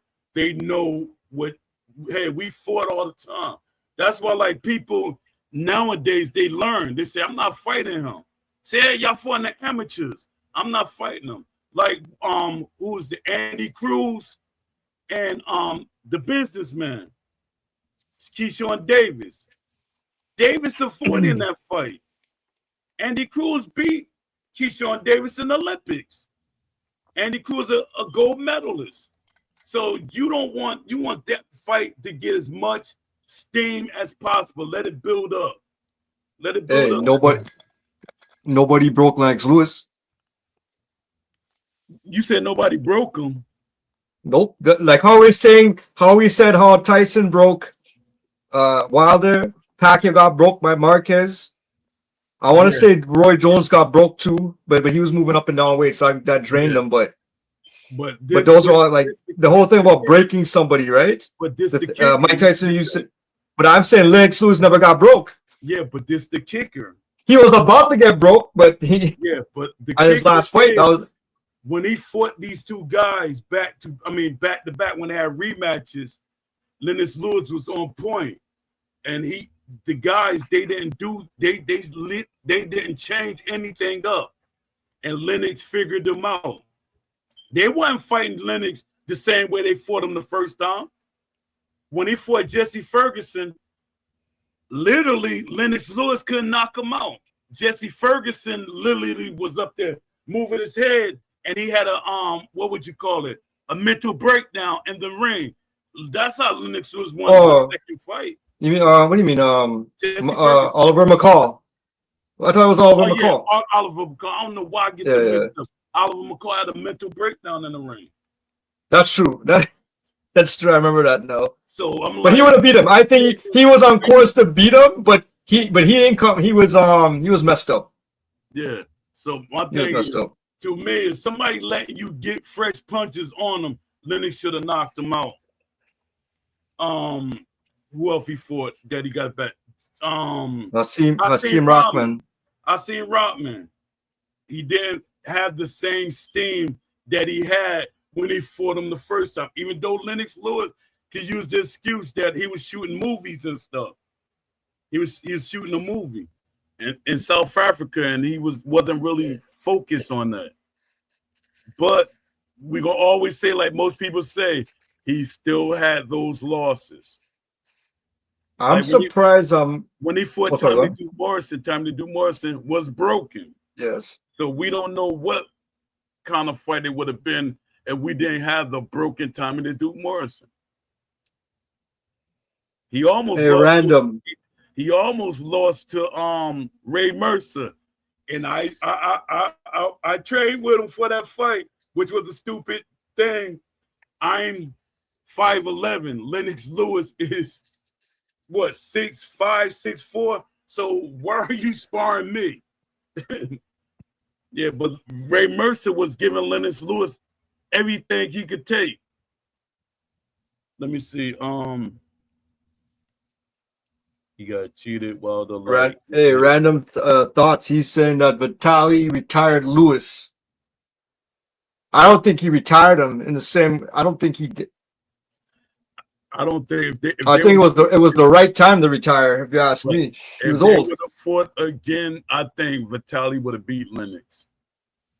I think it would have been a beating or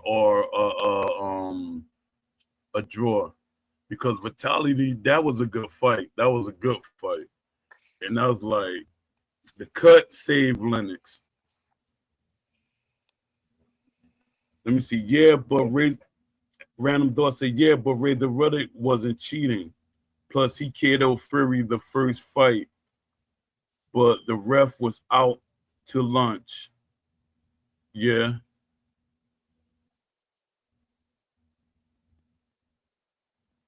Yeah, but Lex Lewis was 37 years old. He was nearly 38 years old when he fought Klitschko. Yeah. Klitschko was 31.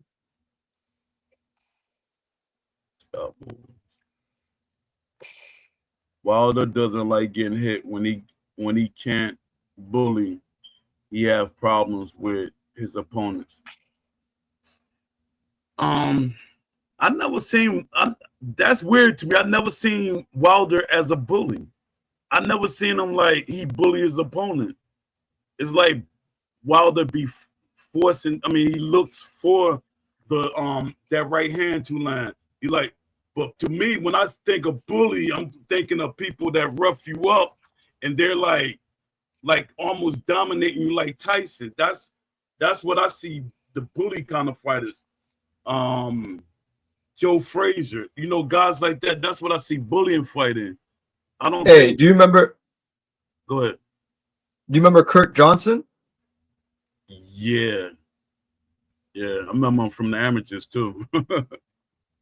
So Kurt Johnson was supposed to be the original opponent for Lennox Lewis that day, and he pulled out. And Lennox Lewis took the Vitali fight on about 10 days' notice. It was a last-minute replacement. So Lennox was a late replacement, or Vitali was? Vitali replaced Kurt Johnson. Wow. So technically, Vitali didn't have a training camp for Lennox Lewis. Okay. He didn't prepare himself for Lennox Lewis because he's a last-minute replacement. So if he did that good without a training camp for Lennox Lewis, we don't know now. When I was like, hey, Vitali probably could have beat Lennox. And he was a bigger. It wasn't the younger brother. I think Lennox Lewis would have got rid of the younger brother. The younger brother is more successful to take that loss from Lennox. The older brother, he can fight. That's why I'm like, I don't know why he retired so early. Yo. So it says here, Klitschko was in active training for a fight on the undercard against Cedric Boswell. So he was in ring shape going into that fight. But he wasn't training for... He wasn't training for Lewis. Yeah, when you train training camp, you train specifically for a certain fighter. You want to pull people into your training camp that, that box or they're sluggers or they this or they that. Lennox Lewis was not taught. No, I think Lennox Lewis he didn't. I think he retired on Twitter. I don't think he literally like. Hey. I think he said. I think he retired in ring. I think when they did the post, what do you call it? When they did the post-fight interview with him, I think he announced it right down the spot. Oh yeah. Because he wanted. Vitali wanted the rematch. Yeah, you're right, 100%. Because Vitali wanted the rematch, but Lennox retired. And if that was anybody else, people would say, hey, Lennox retired because he think Vitali's going to beat him. Man, how do you think that would have played out, though? Huh? How do you think if Vitali Klitschko, Lennox Lewis too would have played out? I think it would have been a draw, or Vitali might have beat him. And Lennox probably felt some of that strength and stuff, and Lennox probably didn't want to take it. Because if he would have took that fight, he would have got a lot more money than what their original fight was. Yeah. I would want to prove to the world that I could beat this guy, and I didn't beat him on him getting cuts, and the referee stopped the fight because of his cuts. I would want to prove it. But he didn't take that rematch. Let me see. Manny probably told Lennox, get the heck out now. Don't need, yeah. And you know what's the funniest thing? Manny, Emmanuel Stewart trained Vitali, both of the Vitali brothers too, at some point. So he knows, hey, a second fight is not going to do you no justice because now he knows what to expect. Let me see. The Terence Crawford effect. Bud fights you and you're never the same.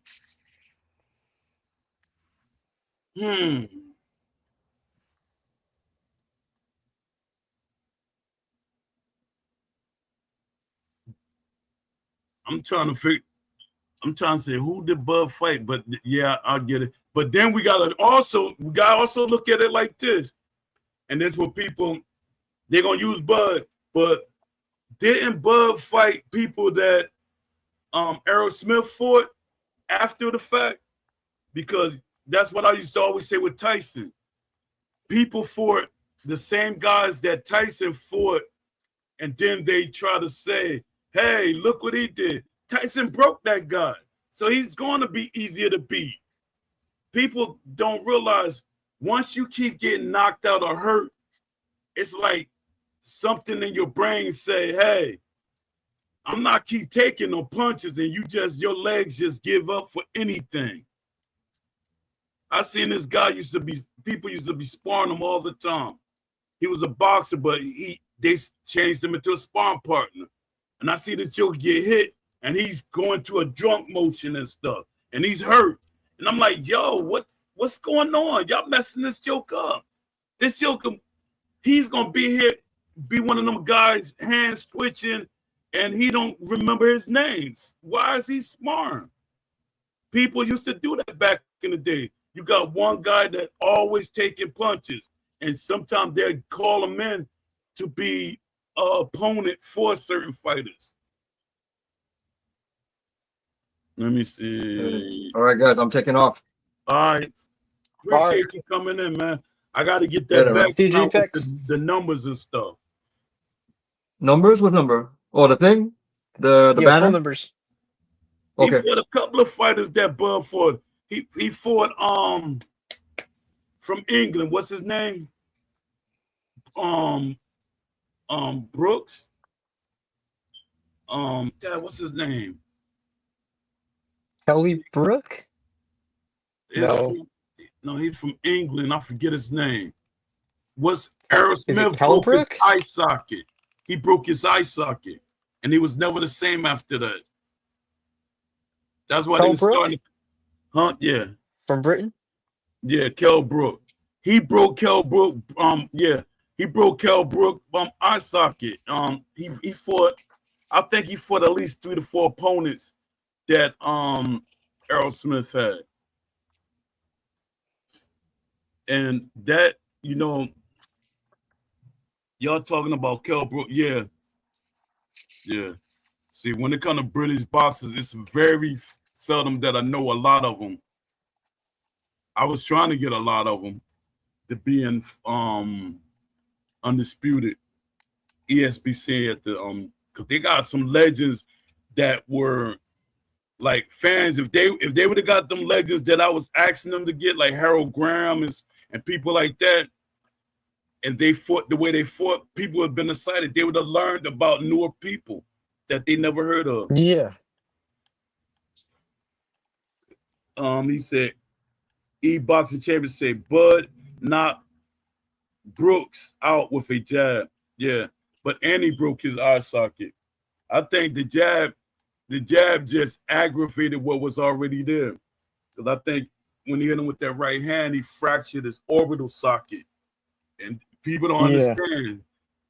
When you get your orbital socket messed up, you're gonna quit. If he would have rubbed them or smacked them, he would have probably gave up. Yeah, Kell Brook could fight. Yeah. Didn't Golovkin and Triple G fought him after they fought him, or I can't remember the timeline. I don't think Triple G fought him first, or did he? Yeah, did he fight him first? Yeah, he messes out. But did Triple G fight him before Errol Smith? I can't remember.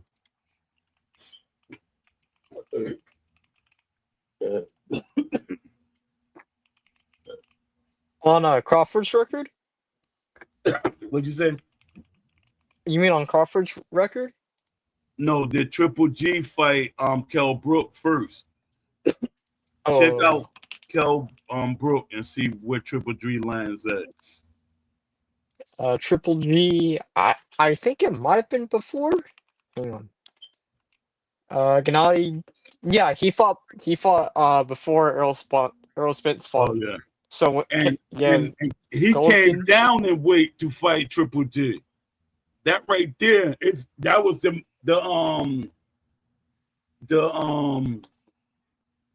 Roy Jones effect, because when you drop weight, you start losing things. That's why we said people don't acclimate themselves.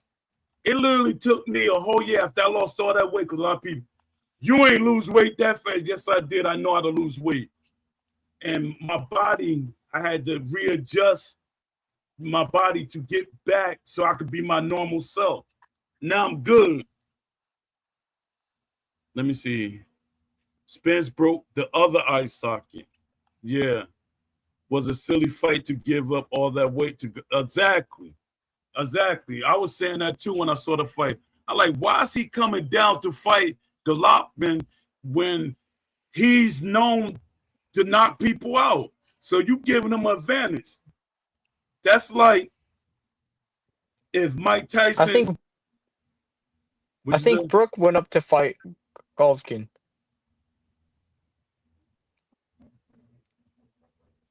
No, not the, oh, damn, yeah. Brook went up there. I went left with that. Brook gained the weight to get up there. When you're going to slow down. Thanks for correcting me.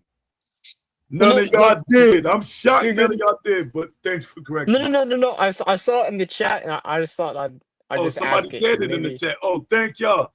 Yeah, but Brooks, he disadvantaged himself against somebody that can punch. You don't want to slow yourself down against a puncher. That's like Roy Jones gaining weight to fight Tyson, and Tyson is fat. It's like you're fighting somebody that's just as fast as you, but he's heavier than you. Let me see. Yeah. He said Triple G literally refused to fight anybody bigger than him. I remember that. Because they was trying to get him to fight all these different guys that was up there, and he, payday or not, he didn't want to do it. He didn't want to do it. You know, they're like, he got to challenge himself. He didn't want to do it. Let me see. It's why he ducked Andre Ward all these years. Exactly. Yup. He ducked him.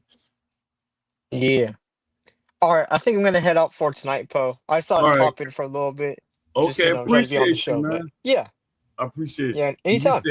And you looking at you say, man, Poe might try to do 2 or 3 more hours. But nah, thanks, man. Thanks, I appreciate you popping in, man. No problem. See you maybe in the next show or the show after next, just whenever I can get in here. But yeah. Okay, definitely. Salute, appreciate you. All right. Yeah, appreciate you as well. Right.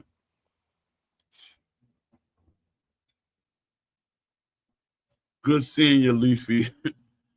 Yeah, I'm gonna read off some more of my stuff that I was reading before Aaron came in here.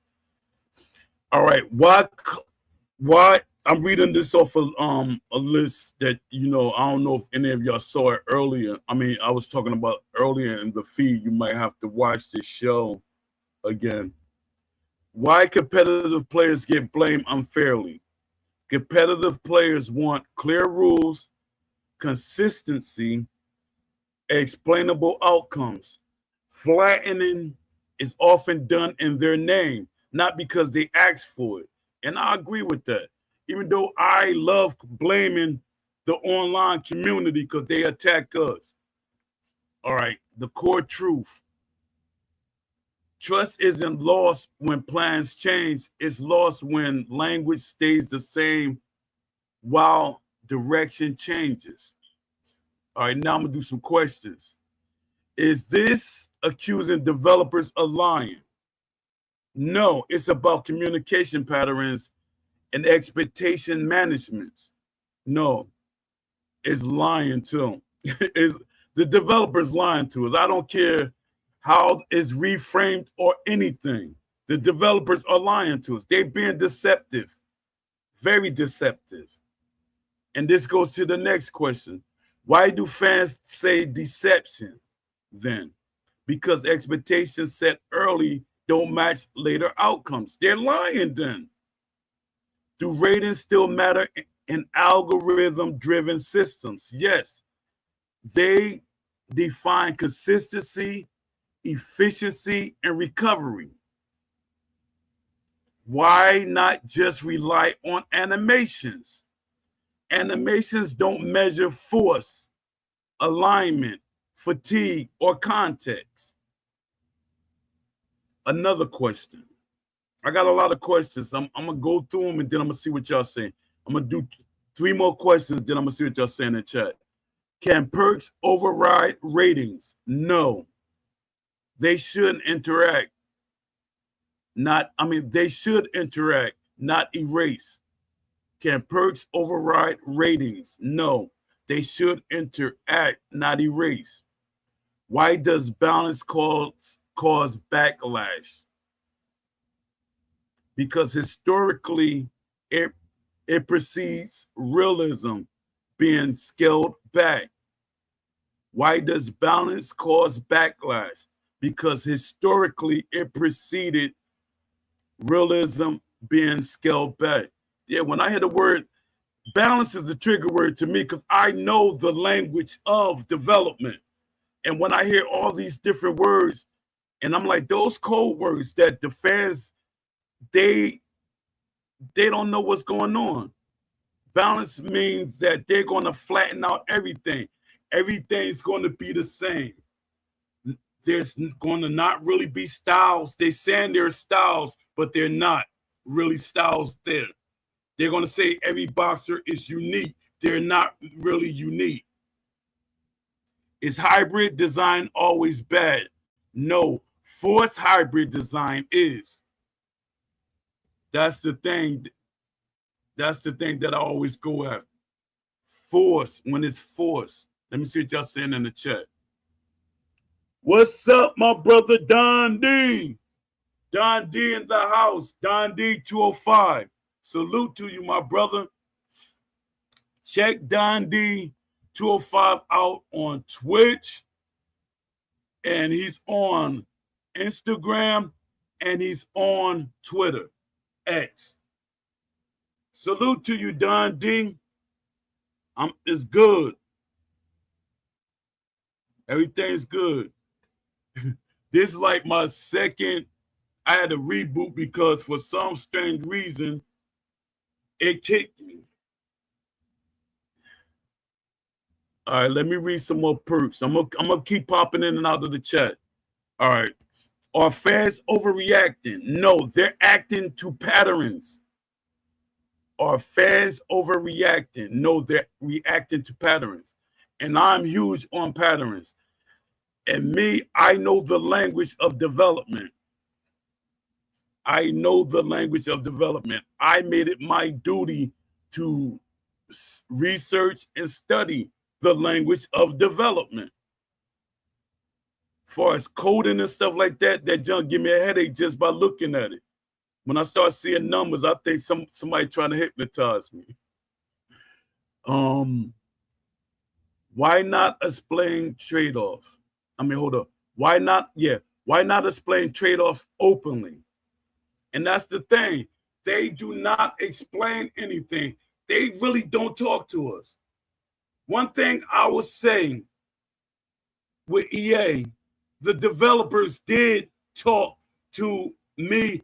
I relayed to the whatever the community had to say. I literally talked to them. I literally go and talk to the developers, and a lot of times I got the developers to come into. That's a good community person.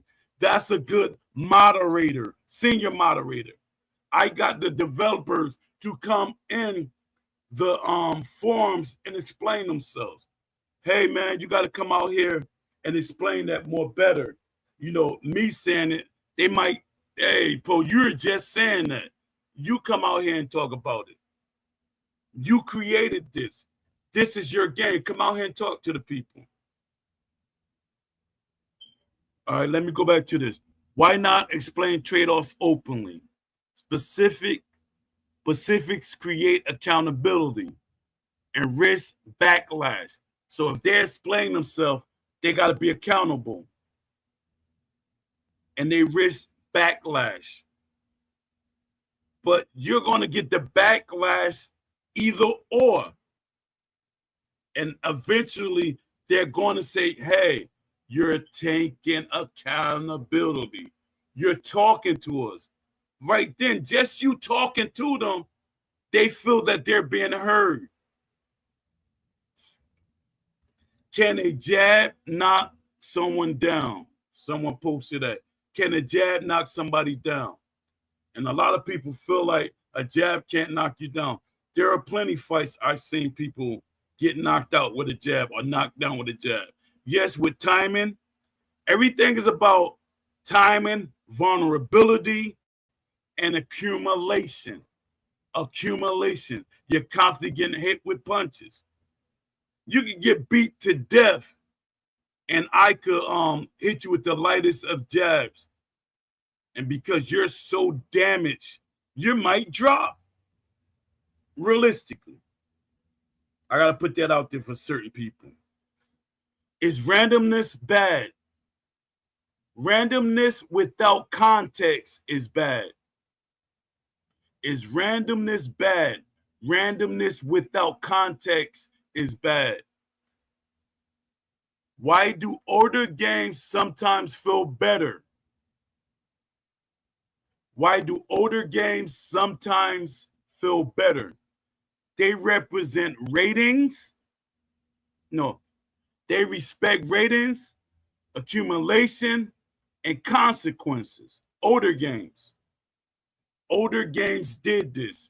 This is how you can tell that Steel City didn't really care about creating this game because they didn't do video.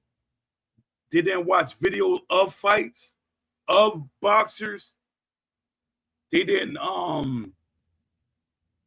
do film study. And they didn't try to understand what boxing was with different styles or different, by bringing trainers and boxers in. And this is the thing. With the boxers, it could be a bias because they might focus more on their style and they might try to dumb down another style. But with a trainer, many trainers are not biased when it comes to styles. Are casual players scared of death? I didn't say are casual fans scared to death. Are they scared of death? D-E-P-T-H. No, they're scared of poor explanations. And that's what I always say. They have nobody giving them tutorials or things explaining stuff. They don't care about how deep or how hard the game might, quote unquote, be, but explain it to them. It's just like what I say with Tekken. If I literally sit there and like, hey, let me learn these controls and stuff, I would be a better person. But I was like, I ain't doing all that. That's too much. For a fighting game, nah, I ain't doing all that. Let me see what y'all saying in the chat.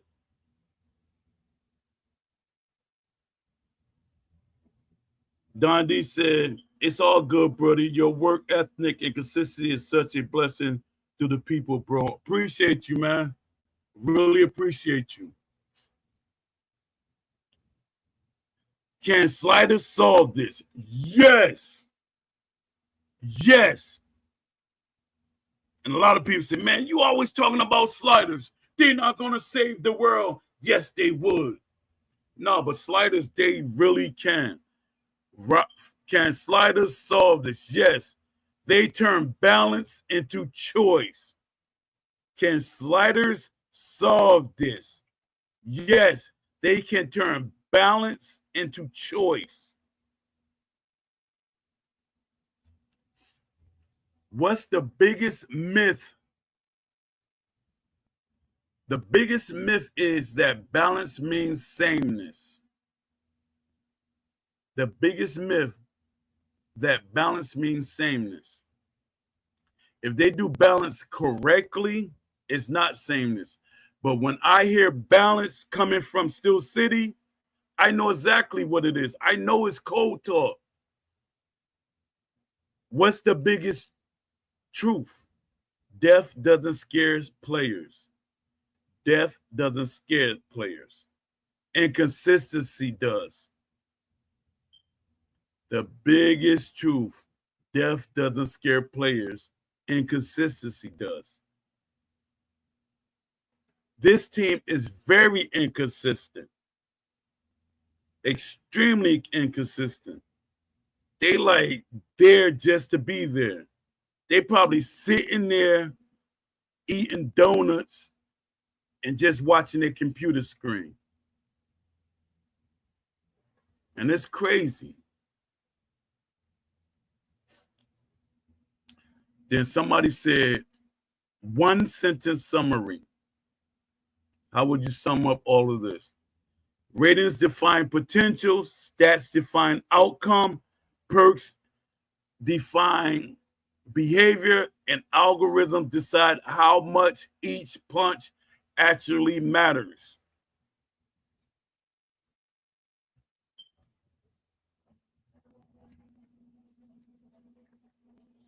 Let me see what y'all saying in the chat. Y'all abandoned me. Let me see. I'm gonna read a couple. I'm gonna read some more questions. I'm trying to stretch it out a little bit more, even though I hit the 2-hour mark. All right. These are advanced talking points. Why deceptive talk isn't always intentional, but it's still harmful. I think me myself, I'm gonna be 100 about it. When they say, why isn't the when people ask that question, why deceptive talk isn't always intentional, but it's still harmful? I think they're being deceptive, point blank. But let me read this. Most deceptive talk isn't planned manipulation. It's institutional self-defense, legal caution. I was talking about that. I had this conversation with, I forget who it was, because I talked to a lot of y'all behind the scenes. Deceptive talk isn't always intentional, but it's still harmful. Most deceptive talk isn't planned manipulation. It's institutional self-defense, legal caution, marketing alignment, investor pressure, but impact intent. Players judge outcomes, not motivations. We are going to judge outcomes, not what motivated you to do the things that you do that we don't like. We don't care you got investors. We don't care about your marketing, because Steel City is marketing heavy.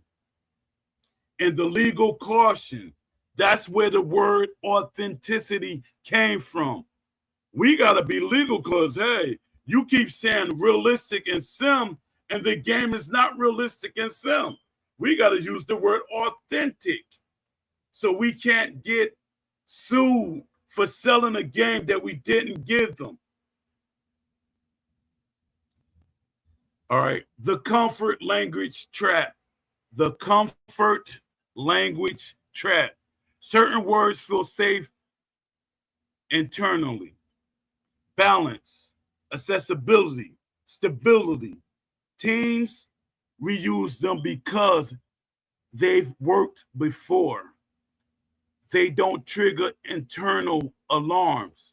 Over time, they Over time, that comfort language becomes predictable to players, to some players like me. I see it, and me being on the inside looking out, I know these words. So they're trigger words to me. A lot of people, they accept it. When they say balance, accessibility, and stability, you should be running. We're about to get an arcade game. We're about to get a hybrid game with no options. Because once they say accessibility, that means there's no options. The options should be the accessibility. You should have the hardcore mode for the boxing fans. You can have the hybrid. It's in between. Then you got the arcade mode for the casuals. And with the hybrid mode, it's easy to merge it. That's why you need people with a boxing brain that actually box. I mean, that box and they're in development. They will help you with your development, because there can be a middle ground. There really can. But I don't want the middle ground to be the main game. Because usually when they do the hybrid, it always bleeds over into arcade. It always bleeds. That's why you need the eye of somebody that box and they're a gamer. And a lot of gamers get starstruck too when they've been in the studio. They're happy they're in the studio. Whatever. Hey, it looks like boxing to me. No, don't get that person. Once that person start acting like he's a fan, like he like over the top, like, yeah, thank you, but no thank you. All right, let me see this. Why interviews sound worse than patch notes? Why interviews sound worse than patch notes? Patch notes deal in specifics. I said that wrong like a mug. And I was trying my best not to mess that word up, because a lot of people say, did I say Pacific? No, I didn't. That's why I messed up, because I'm up here like, black folks always mess that word up. A lot of people mess that word up. All right. Patch notes deal in specifics. Interviews deal in narrative control. Interviews deal in narrative control. The more conversational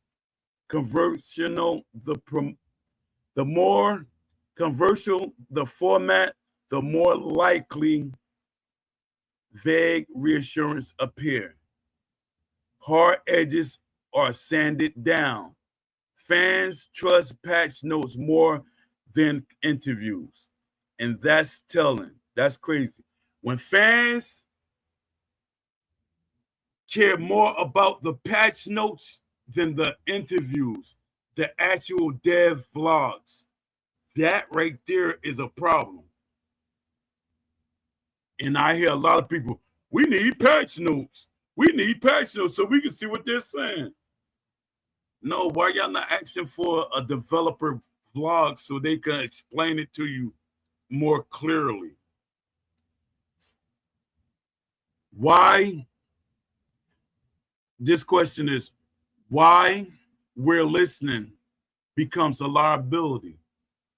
I mean, they're saying we're listening. Why does that become a liability? Early on, we're listening built goodwill. Early on. That's when they was in the Discord. They was taking questions and stuff like that early on. And the thing one thing, even though I be in EA deep, I be talking about EA bad a lot. They did. I got the developers to come in the forums a lot. I used to get them in the forums, actually taking questions and all that. We did the round tables. We did a couple of them. I think we did 3 that I remember. All right. Why where listening becomes a liability. Early on, where listening built goodwill.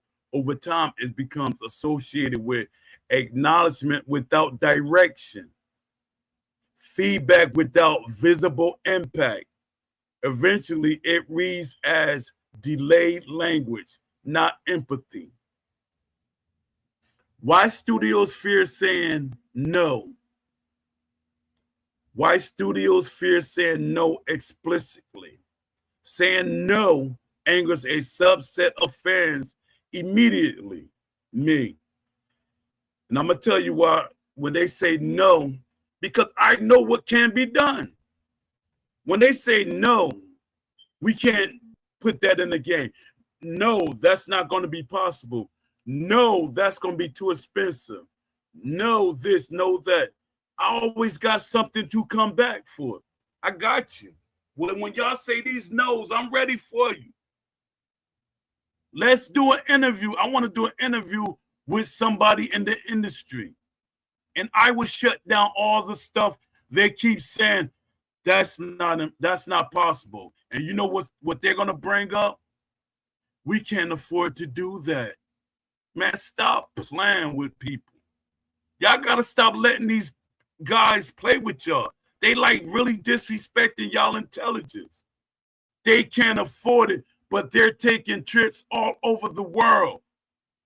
They're selling merchandise. They're giving away merchandise. They got to pay to get the merchandise made. So that's money. They're hiring people that's not doing their jobs. That's money. So when they say they can't afford to do something, they're lying. They don't want to do it. Anything you see in real life, it can be done. And they're going to say it's going to take too much time.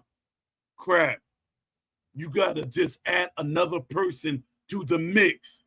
The more devs you have, it speeds up the process. You can't have 3 devs making a major product. Invest in your product. You got to invest. That I know as a businessman.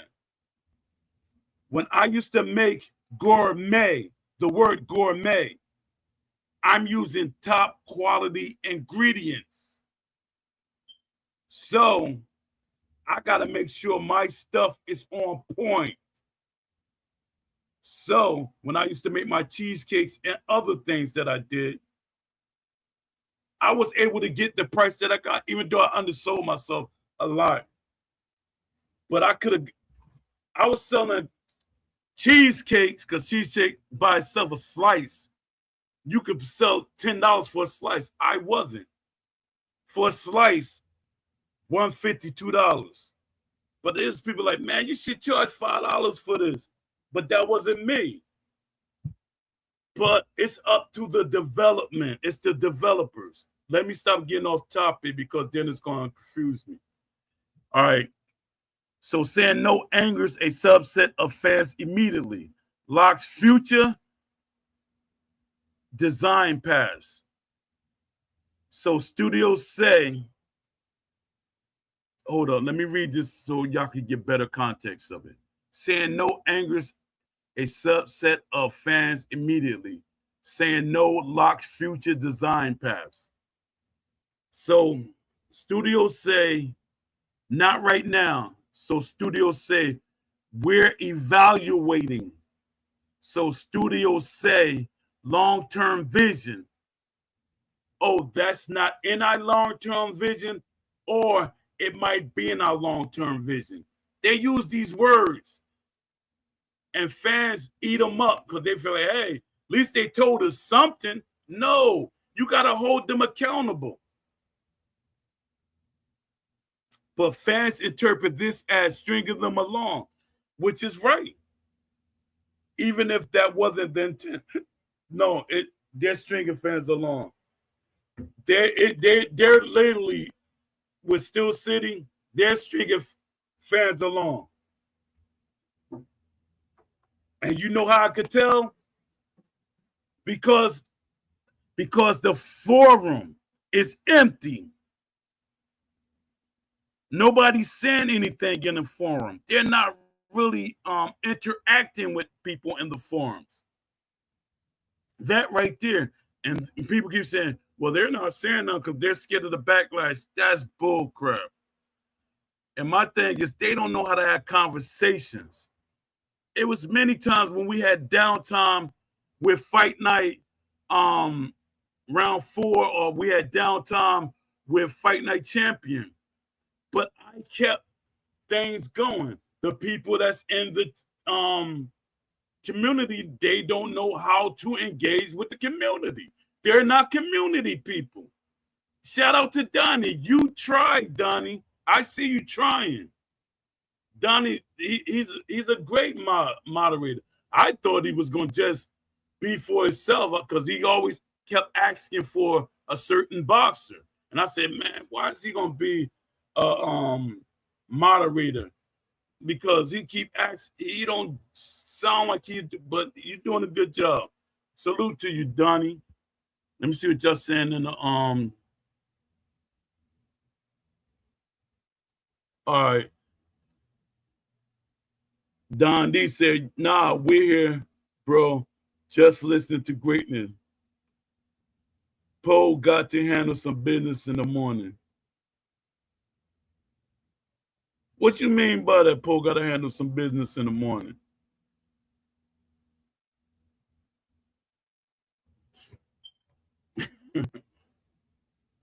Why you say that, Lamont Davis? How hype language mutates over time. How hype language mutates over time. Early development, aspirational language is tolerated. Mid-development, it becomes expectations. Post-launch, it becomes evidence. Words that were once harmless become receipts. Let me read that again for y'all. How hype language mutates over time. Early development, aspirational language is tolerated. Mid-development, it becomes expectations.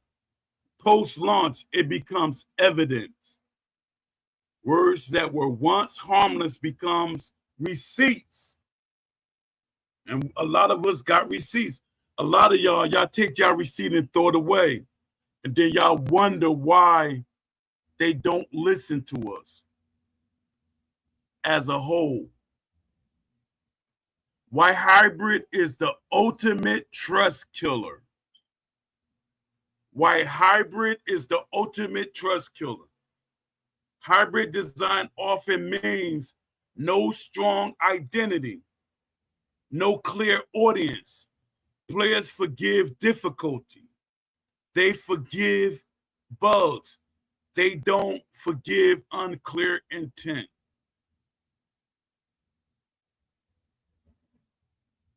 Why studios underestimate hardcore audiences?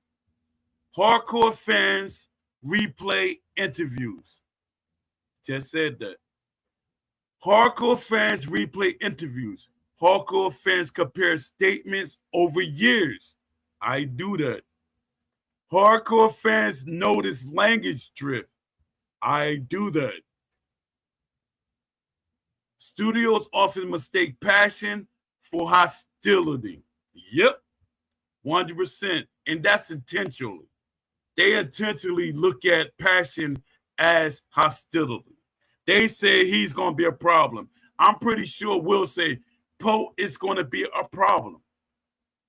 I'm 100% sure he said that. That's a costly misread.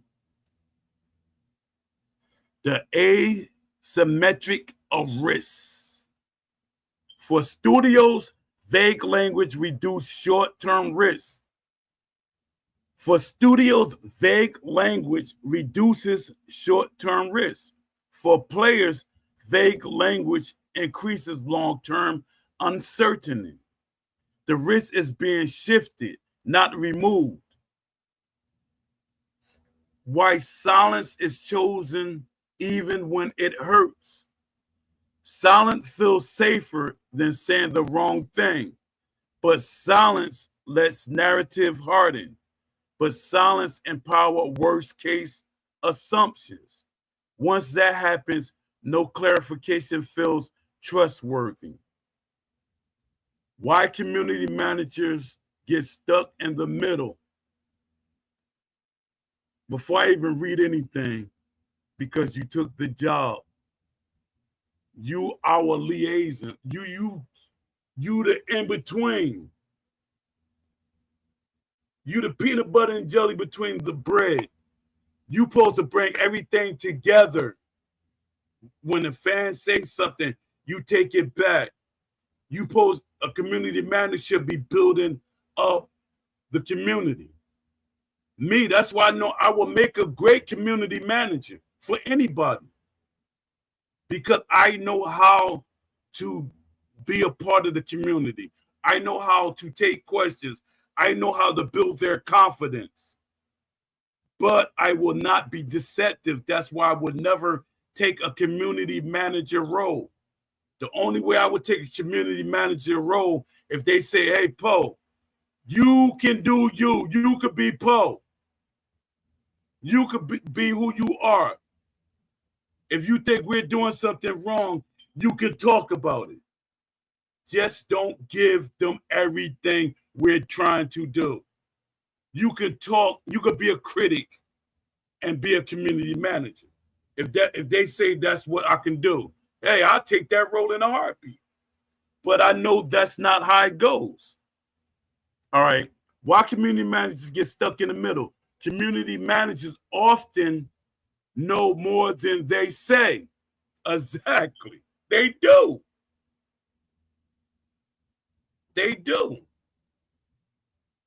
When I was at EA, even though I wasn't a community manager, even though, like I was telling y'all, I was a community manager in training. So I knew these things. So community managers often know more than they say. Community managers agree with player concerns. But there's bounds. No, but they're bound to approved language. They're bound to not commit. I mean, they're bound to non-committal phrasing. They gotta watch how they say things.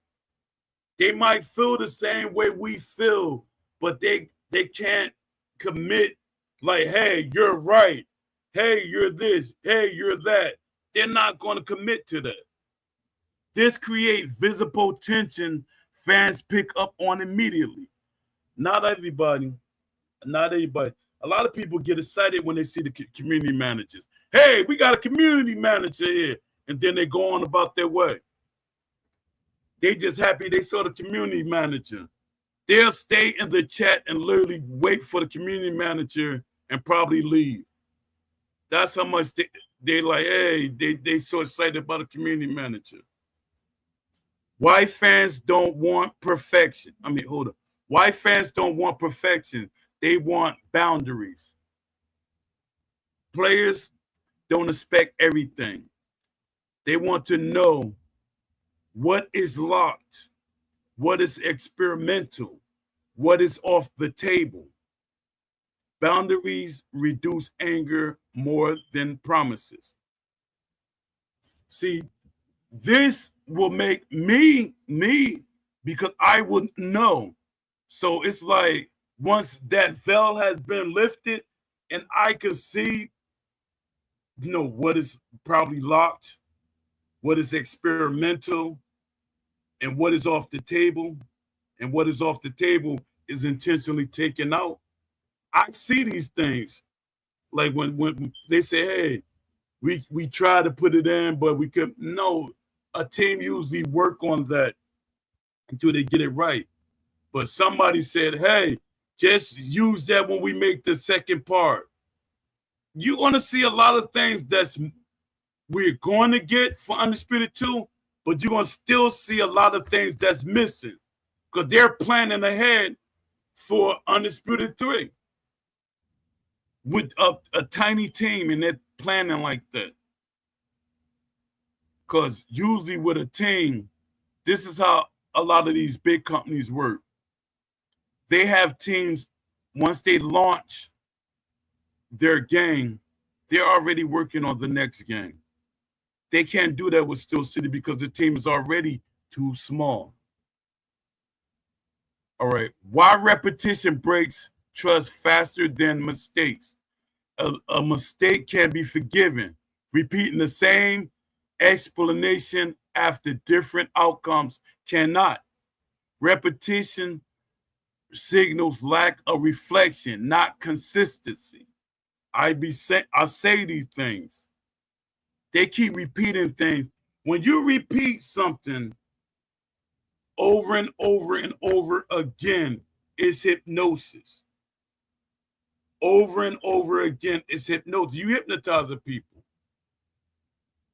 Even when I start, if y'all notice, I start saying things more than one time. One time, I mean 2 times to make sure y'all understand what I was saying. But when I say it, I want to make sure that you have it in your mind and understand what I'm saying so you can comprehend it better. But when you repeat something, especially 3 times or more, it's hypnosis. 1 or 2 times, not so much. All right. Why data is a weak shield in interviews? Why data is a weak shield in interview? We're watching the data, sounds objective, but players ask, what data? Players ask, over what time frame? But players ask, measuring what? Without specifics, data language feels like deflections. Exactly. I say it. When they talking about, well, our data says this, our data says that. Nah, we're not listening to that. Give us a survey. Create a survey. Steel City or whatever company is listening to this podcast. Our podcast.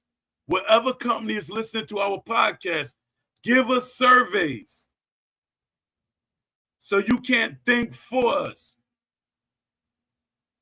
Let us see the answers. How many people voted for this? How many people did this? Let us see that. Because what y'all be saying, and you actually got people defending y'all lies. White fans now treat interviews as marketing, not dialogue.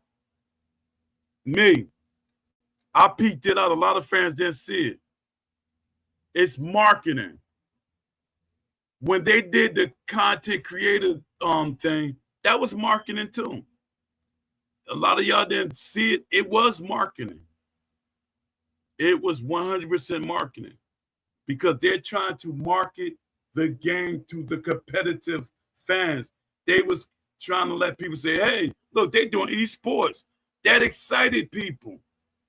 That excited people. Let me see what y'all saying in the chat. Hey, Leafy, man, I thought you was leaving, Leafy. Why are you still here? What's up, Norton Block? Yo, let me see. Hold up. Dad, y'all saying a lot. Let me see. Let me see what y'all talking about. All right. I think I think this is what Don D said. I think there are 4 categories that a company needs to get this new game done. The people, the equipment, the basics, and the motivation. 100%. Salute for you for posting that. He saluted you and then said he had to handle some business in the morning. I truly think that SCI is done with Undisputed.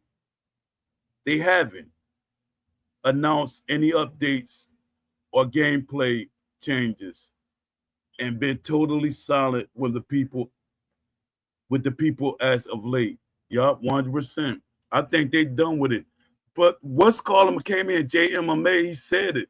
He said he says undisputed they done with this game, but they don't know how to break it to people. They don't know how they don't know how to tell fans that they're moving on to another game. They're moving on to Undisputed 2. They're scared of the backlash. How can you be scared of something when they're already backlash? It's like pull off the band-aid. What more can you tell us that's bad? Yo, just tell us, hey, we moving on to Undisputed 2. All right. We're gonna still say something, but we're saying stuff now. We're still gonna talk junk. We're still gonna complain. And I'm gonna get back to you, Leafy. You say, oh, Poe trying to drag me into 3 or 4 hours. I'm not with that. I got school in the morning. All right.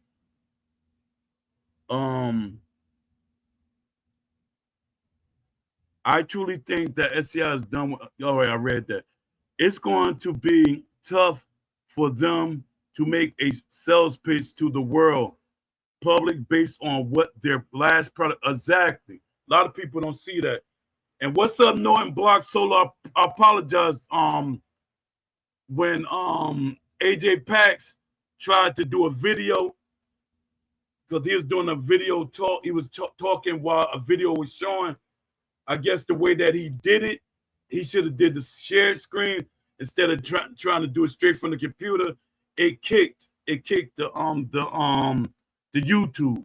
I could have still did it, but I didn't want to just do talk show. I wanted to do it on YouTube and talk show.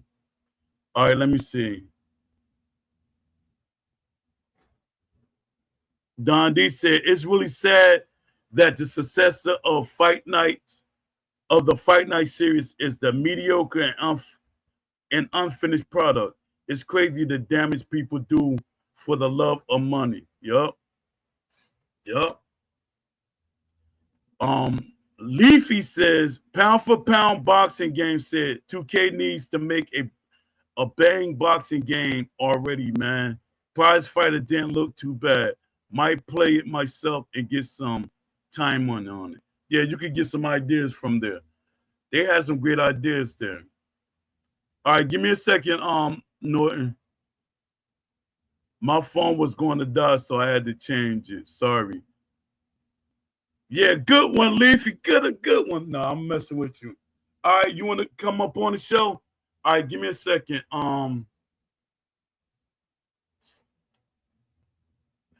Y'all gotta start saving this address so y'all can just hop on when y'all want to. And y'all can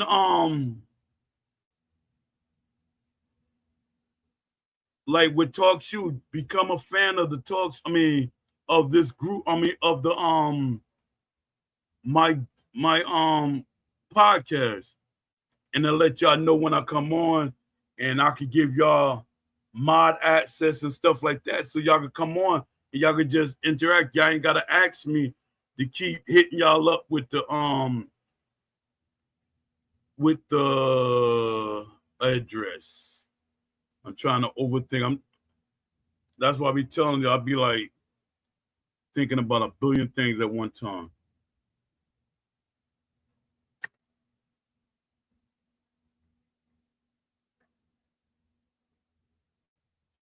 Let me see. Don D said to them, not wanting to tell the public they're done is a lack of accountability. Exactly. They don't want to be accountable. A lack of respect to the people, and it shows that they're afraid of their own shadow. 100%. Leafy said, come on, man. Let me see. But this is the bed that SCI made, and now, as I told them before, they have to lay in it. They did this to themselves 100%. That's what I'm saying. They can't get upset about backlash. And a good businessman, you rather take the backlash and correct yourself than to just keep on letting it build up more and more. Because let another company make a game, or they do something, it's going to destroy their brand, even though they already messed up their brand. The what's making them still do kind of good is that they got support from the WBC and WBO and stuff like that. They got that support. Let me see. Yeah. Norton, where you at, man? I posted the links so you could come on. You know, you want to come on, come on. You made me start reading my questions, man. All right, let me see.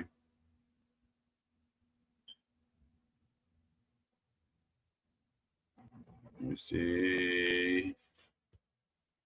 If deception talk backfires, why keep using it? This is the question. If deceptive talk backfires, why keep using it? Because it reduces internal risk, even if it increases external distrust. If deceptive talk backfires, why keep using it? Because it reduces internal risk, even if it increases external distrust.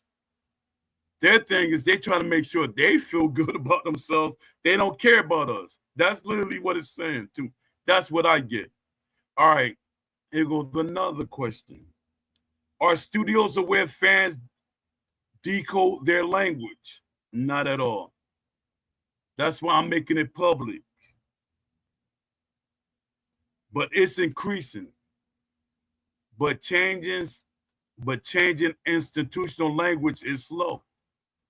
Why not let developers speak freely? Because one misquote can become a headline, screenshot, or lawsuit. And I got that earlier because the EA guy that wanted to talk to me. But my thing was, let me know what you could talk about. Let them know, because they did the whole thing. They were watching my videos, because he said they gotta watch and see, how I do things. And then once they figured out who I was, they say, "Oh, nah, man, you can't do that interview." And I know he didn't, but he should have told me, but like, "Yo, they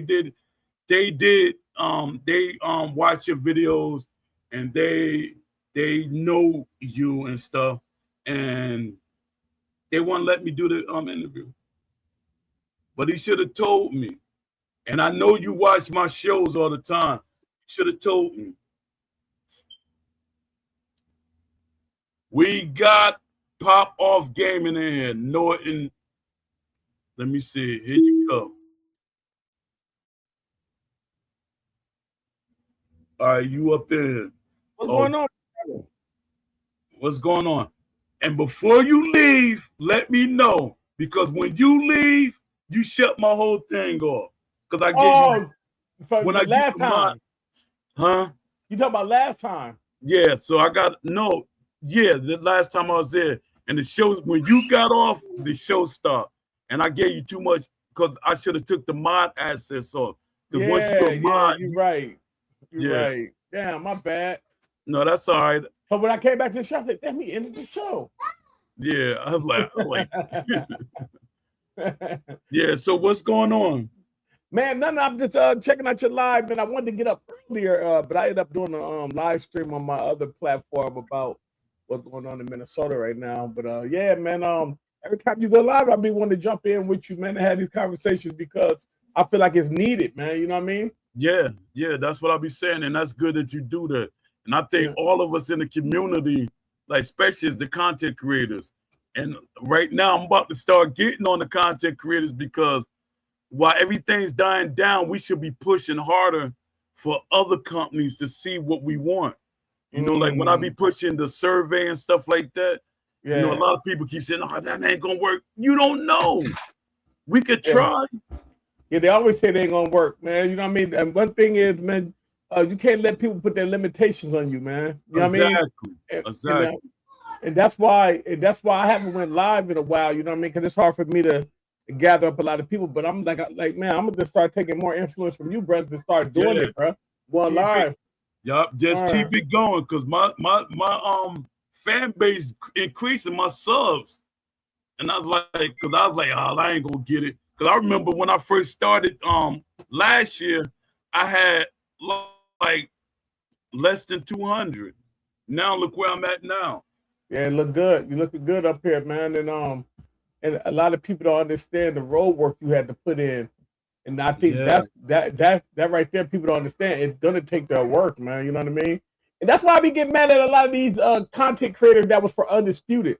A lot of these guys, I didn't hear about them until Undisputed came out. Like, I wasn't up on a lot of these guys. You know what I mean? I'm not like a real YouTube following type of, you know, cause I play the game for real. Like, you know what I mean? When I play Undisputed, I play for real, man. I'm talking about top 5 in the world. I get busy, so I don't go and listen to somebody who can't. You know what I mean? You know what I mean? Yeah, I respect your grind. I respect it. Yeah, I play for real, so it's hard for me to stop and listen to somebody talk about the game. Like, damn, you know. And I remember you was talking about how can you be a straight you're not a boxing fan, but then you want to rate and play a boxing game, so you don't even know what you're looking for and things like that. So I think you made a big point with that, bro. I think we got to stay on that, bro, because a lot of people, they shitting on the game. Excuse my language. They disrespect the game. They say they don't like it. They doing all of this.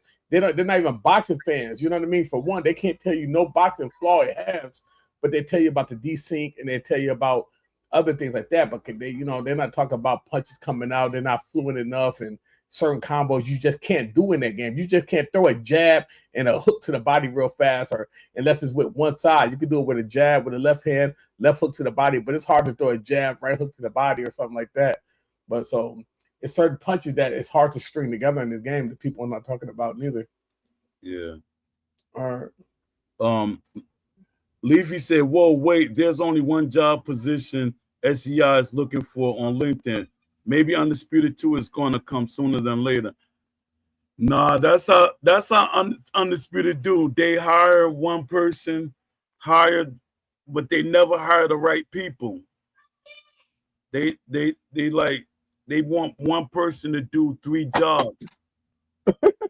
Nah, that ain't gonna work. They're gonna overwork people, man. Yeah. Plus, when one person doing 3 jobs, when it comes to technology and stuff like that, they know a little bit about this and a little bit about that. No, you need people that's what they do. Like if they're doing gameplay, that's what they're gonna do only. If they're doing the tendency sliders, if they're doing the online, you're supposed to have dedicated people to them things. Leafy said, yeah, but they had 8 positions last time I checked. But now it's only 1. And knowing them 8 positions gonna pop back up. Just me watching the like I'm on LinkedIn every day, me watching how they be hiring people. I'm like, yo, what they doing? The people, they hired them for a couple of days and then they jump back to hiring people. I don't know. You could be right. Not saying you wrong. I'm just saying Steel City is weird. Yeah, Steel City is weird the way they do things. It's like kind of they're like kind of not professional, even though they got veterans on the team. Yeah, word, man. Yeah. So what are people? But what is people wanting? Like if you were to ask everybody and say, hey, you guys, so what is it that you guys want? What is it that you guys looking for? You know what I mean? Would they even be able to write it out and say, hey, this is what the gamers want? You know what I mean? Yeah, that's the survey. That's what the survey should be for. You know, that's why I push it. So you can't think, you know, the developers can't think for us and say, hey, this is what they want. You're saying what you think we should want. That's what was with EA. I used to always do not surveys, but I used to always do polls. That's why I say that's the difference between me and the Undisputed Discord. They don't do polls, they don't do survey, they don't really engage. Even the moderators. Donnie, I give him respect. He tries to, but it's still not the same. You're not making people, you know, feel like, hey, all right, you know, at least you're giving us something to feel like comfortable with, and you're on. They might feel that you're on the inside, even though Donnie didn't have the access that I had with EA. I had unfiltered access. Some of them jokers be at home talking to me. Shoot, it was one of the ladies. She was, I think she was Q&A. She was the Q&A for Undisputed. She had a higher position though, but she was Q&A. And when she was at home, we were talking. She actually helped me get my high school diploma by, she was like coaching me, kept me, hey, you gotta keep it going. You gotta do this, you gotta do that. Stop getting too focused on being online and stuff like that. That's the kind of relationship I had with people at EA.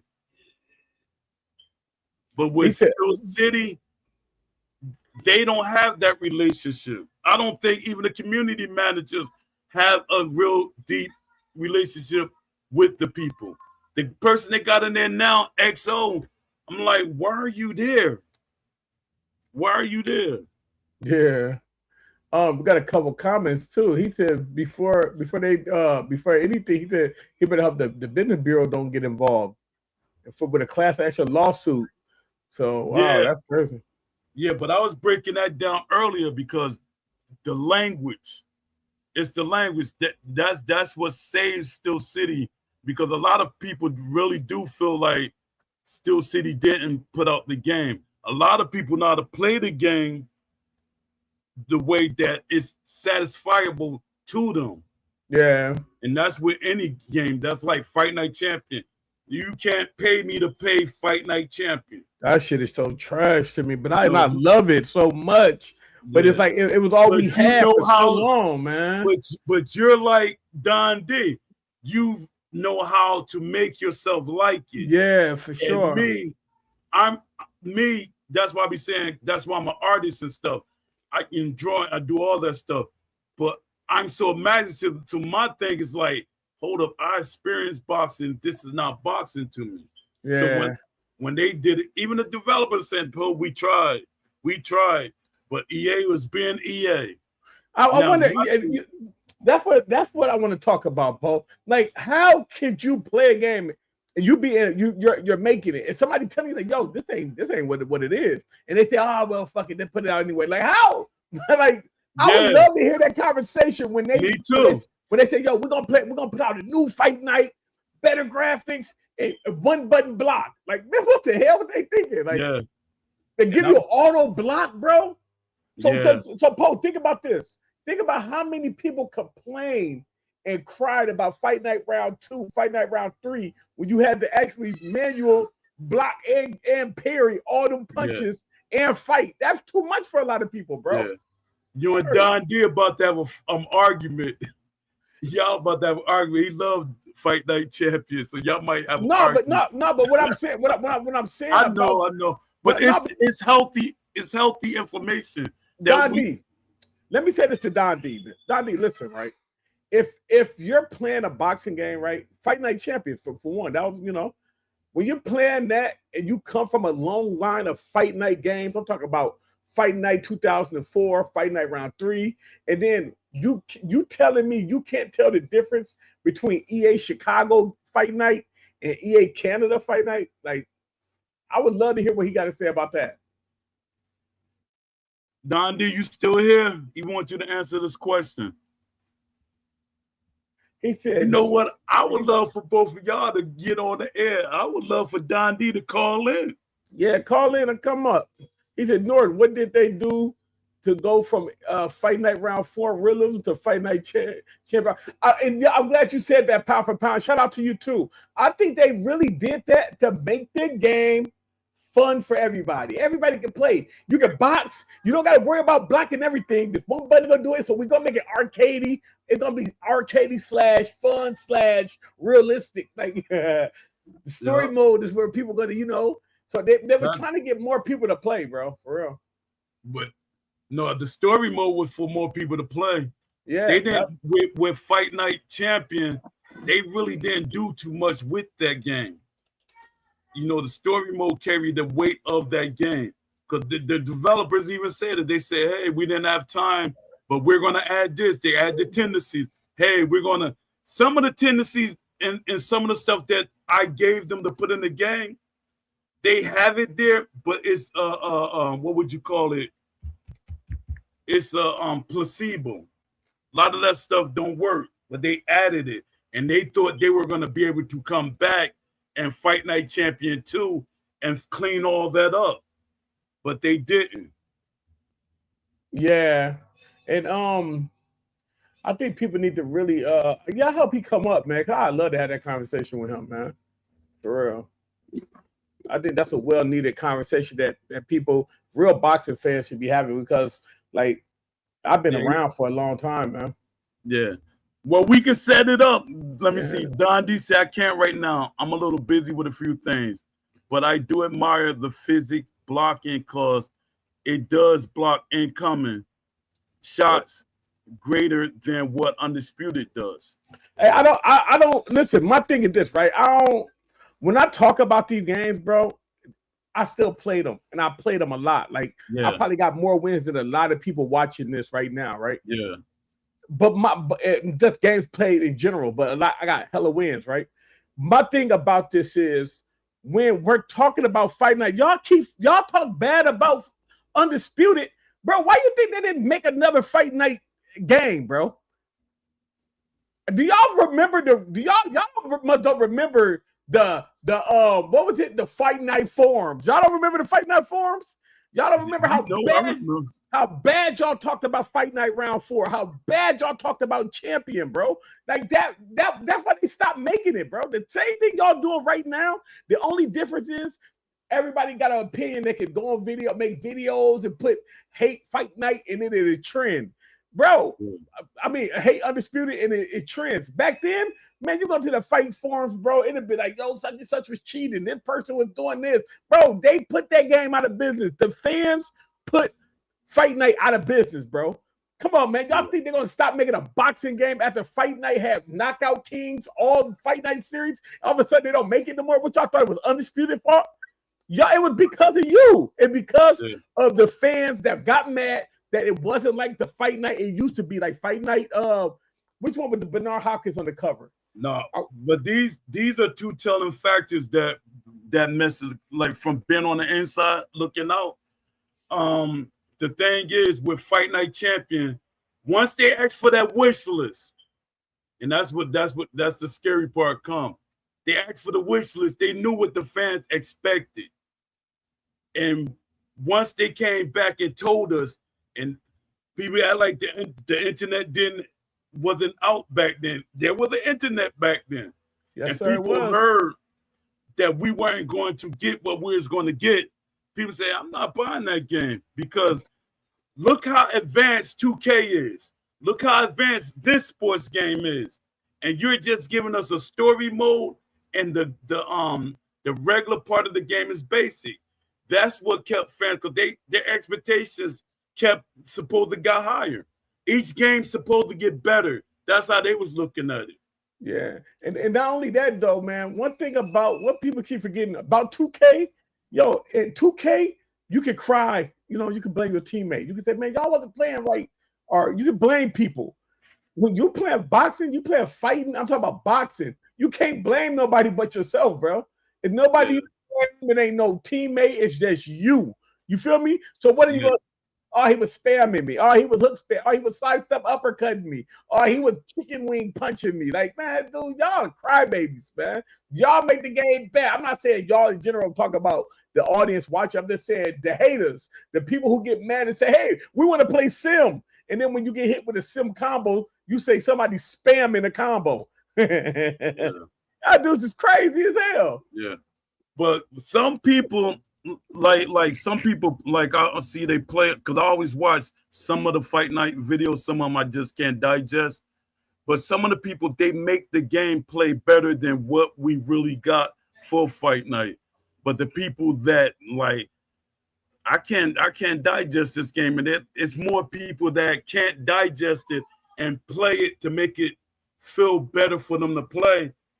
Because some people are like, hey, it's a boxing game. I'm going to play it. Hey, it's the only game we got. I can't do it because I would be the worst person. I would have probably got banned on every site. I probably got banned off the internet. Because I'd be like, man, because I know what can be done. That's the thing.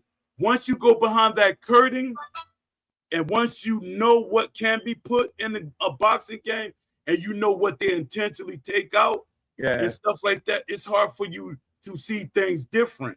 Yeah, no, that's a fact. If you looking at the comments, they're making a lot of sense. Shout out to Pound for Pound, man. He said something real. He said also an auto blocking champion like Undisputed. It's kind of unfortunate as hell that the recent boxing games have but you guys got to understand, man. They're getting this off of Fight Night people. Fight Night people that's working the Undisputed. At first, Undisputed, bro, they had 3 sides of the face. You got to block and do all that. Now, if you put your block up and you lean, it blocks this side. You lean and block this side. You go same thing in the bottom left to right. So it's auto, but it's kind of not. You still activating it left and right and all that, but it's bullshit. You know, you should. I don't know how did they lose the format on the early Fight Night series when your hands were totally free.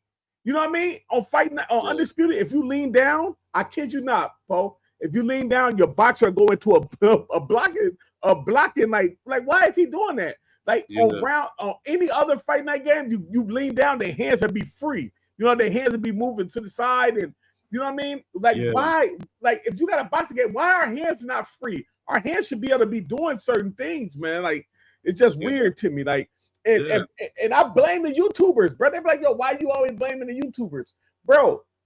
Y'all got 6,000, 7,000 They got views. the voices. And y'all our voices. Yeah, y'all so busy playing fucking UFC. Y'all calling a bunch of strikes. So the people who making the game, they don't know what to listen to. They're like, well, he got all these people. So like, man, come on, man. This is bullshit. Go to Malky Pablo. Go to like the Beast Magai. Go to one of these dudes, bro. For real, man. Go to somebody. I'm just saying this, right? Go to somebody who have experience in like I'm talking about the guys who play Fight Night Round 4 are the same guys that's on the top of the leaderboards and champions, bro. And you can't even argue that. You know what I mean? You can't argue the fact that why is that? So let's talk about this, Paul. Why the same guys that was on top of the leaderboards on Fight Night Round 4 with the same guys on the leaderboards on Fight Night Champion? Why? Because they mastered how to play that shit. They know how to play it. So come on, man. Like you're only good as your source, bro. Period. You're only good as your source. Yeah, that's true. Malky Pablo, I knew him for decades. JMMA said, I seen Lefty, he said the Undisputed chat, I told y'all, LOL. Undisputed can stand still, hold R2, and punches will be blocked automatically without. Yeah, they got that for Fight Night, bro. Come on, man. That's why I say Undisputed is the only game right now that got a clear lane to be able to be creative, and they're not doing it. You know what I mean? They're just not doing it, bro. JMA said, nah, that's lame. A company shouldn't pursue into making bad decisions. That's okay, whatever, nigga. He said the company shouldn't be pressured into making bad decisions. Laughing out, that's on them if they listen. Yeah, that's a fact. I mean, but you gotta understand, bro. Like, how many of them dudes really fuck with boxing, bro? You know what I mean? How many of them guys, they're because you creating a boxing game. A lot of them dudes who's helping with the animations and shit, they don't know nothing about boxing. I think they had Sonny Edwards for a little bit, right? Yeah. And then what? And they had Josh Teller, Ben Davis, all of them, but they put them out the studio. Yeah, damn, they put him out the studio when he lost, bro. No, they put him out the studio because it was new people like Will Kinsler came in the studio. That's so crazy. They put him out. He said we don't need them. Yeah, they should have kept him up in there. They should have kept. JMMA said, who is this? My bad, Pound for Pound. He said, I hope I'm not wrong. LOL. I look like a fool if it comes out when I have grandkids 40 years from now. Yeah. Hey, JMA said I made that point about Marshall. Marshall, who is Marshall? Marshall Mine. See, I don't be, you know what I mean? Listen, if they're not in the boxing, I really don't rock with them too much. His opinion is his opinion, but if the company listen to that, that's on them. They can't drop their nuts. Yeah, JMA be talking that. Hey, he be talking that shit, don't he? Yeah, Marshall Mine is heavy in the MMA. Then he's tried to leak over into Undisputed, but he's known for MMA. He going with that bread at. Yeah. He going with that bread at, and that's bad. We can go with that bread. No, don't get me wrong. I want that money too, but to be honest with you, I'd rather have a better game. You know what I mean? I'd rather have a better game, bro. Cause I just love boxing. My thing is that's why I be telling people, they be like, Poe, if they gave you money, you'll sell out. Not at all. EA tried it. No. I can't do it. EA tried it multiple times, didn't they? Yeah. No, I'm talking about with me. Yeah, I know. They tried to give you bread a lot of times. Yeah, they gave me them trips, Mike Tyson over there to for me to go to their studios and stuff like that. They tried it, but it didn't. That stuff didn't mean nothing to me. So they said, "Hey, Poe, when we have fight night fight night champion, we're not gonna let you come up there." Which I supposed to have came up there. I said, since y'all ain't gonna bring me up there because I was too critical. So I said, since y'all ain't bringing me up there, let me give recommendations. So they let other people go. Can you hear me, bro? Yeah, I can hear you. Yeah, that's fucked up. So I sent people and they came back and told me what the game was gonna be. And I said, well, they could keep that copy they're gonna give me for free. I don't want it. Pound for Pound got a message. He said, I feel like if you actually fuck with boxing and you take boxing classes while you work on a boxing game, you are in the right spot for success. Yeah, but you can mess it up too. You know what I mean? Like that. Because me and the Beast used to always have a conversation about that. And he used to be like, yo, they need to put, you know what I mean, when you pivot and do all of that. And I told him, I said, if they do that, right, because it got to be some type of, how can I say this, man? Because I don't want to be offensive, right? Because people be like, yo, we want an authentic, true boxing game. And if y'all want that, then y'all got to understand, like, movement is just a little part of the game. How are they going to put the damage to the point where, you can't take that punch? I don't care what it is. It could be the first punch, and if it's on the right spot, it's putting you out. How can they put that in there? The movement in there. I'm talking about the straight pivot to the when they, being able to pivot by yourself. Like, Undisputed, you can pivot, but you mostly got to pull back first and then slightly go to your side, and then you'll see your player pivot over. But actually put a pivoting system in there and give them manual blocking. A lot of people ain't even gonna be using that. They're going to stand there like they used to do in round 3 and spin around in a circle until people get close and throw a punch, bro. You know what I mean? So if people complaining about spamming now, when they actually put it that you can pivot and things like that, people they're gonna be crying like babies, bro. Yeah, but I don't. That's kind of disagree with Beast on certain things, because Beast sometimes he say things and it's like he want the best of everything. You don't gotta be a boxer to create a game. Yeah, you don't. And his thing is he think everybody's supposed to be a boxer. You're not gonna get There's no way in the world you're going to get a studio that's full of boxers creating a boxing game. Them going to the gym, they working on they got a job. So them working on at the gym, it's not going to be the same thing. That's when you let other people that know what they're doing come into the studio. They get in there and they add these things. They replicate what it is. JMMA talking about Martial Mind being knowledgeable in certain aspects, but bro, I don't think, and this is my opinion. I ain't shout out to Marshall, whoever he is, no disrespect. But if you're a UFC fan, right, your UFC striking is a different approach when it comes to boxing striking. You know what I mean? Yeah. So a strike and a punch is two different things. My brother was a martial artist. He used to train us. And he said, if you ever say strike in here, he said, I've been doing martial arts for most of my life. If you ever say strike in the gym, we that was one of our things. You could not come in there and say strike because that's disrespectful because they're both different things. If you I go set people up and all time, boxing different. Yeah, if I go into a martial arts gym, I did martial arts when I was younger. They say it's a strike. I say it's a punch. He said it's a strike. They didn't let you say certain words. Yeah. And they was delivered differently. Yeah, now, because you can strike low, you can strike high, you can it's a different conversation. Yeah. Yes. I understand what you're saying, bro. So when JMMA saying that he's knowledgeable, on how to like play how to play fucking UFC games, you can't put them. Let me tell y'all something, right? And I just want to be honest, right? I heard y'all talking earlier. I tried to get up here earlier, bro. When the other guy was here, and he was trying to say, how can we get to the point where we know if your chin is durable enough to take certain things? Bro, listen, it's a fact that you got a vein running through your chin, and if somebody press on that anywhere throughout here, a certain amount of pressure, you going night-night. I don't care who you is. You feel me? You're going night-night.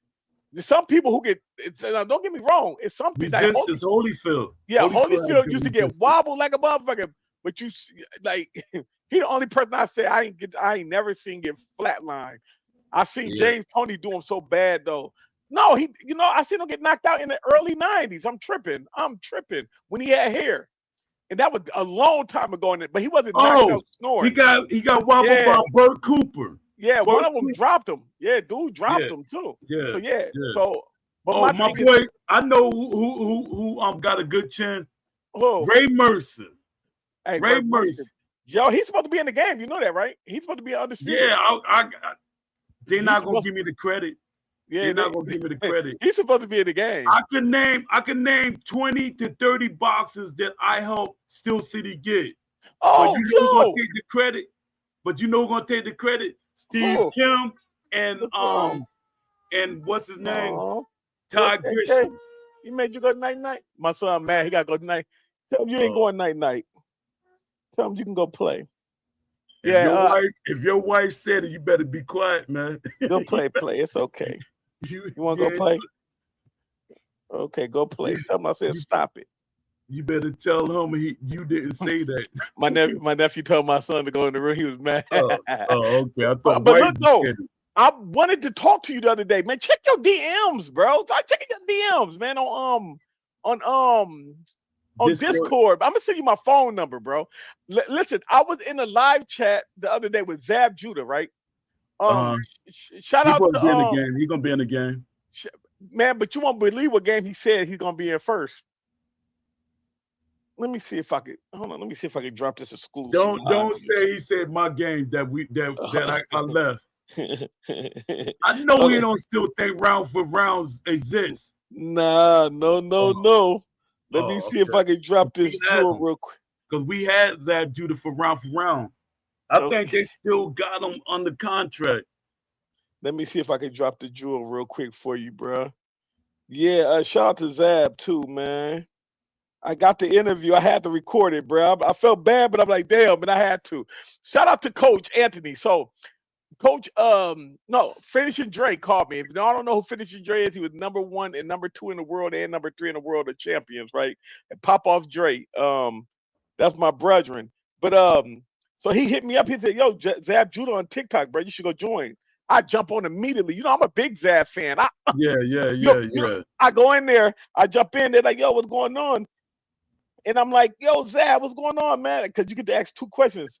Yeah, yep. I'm gonna be able to share it. Hold on. So I asked him. I said, "Yo, Zab, I heard that you got into a gym war with Emmanuel Augustus." Zab started laughing like, "Yeah, it's true. It happened."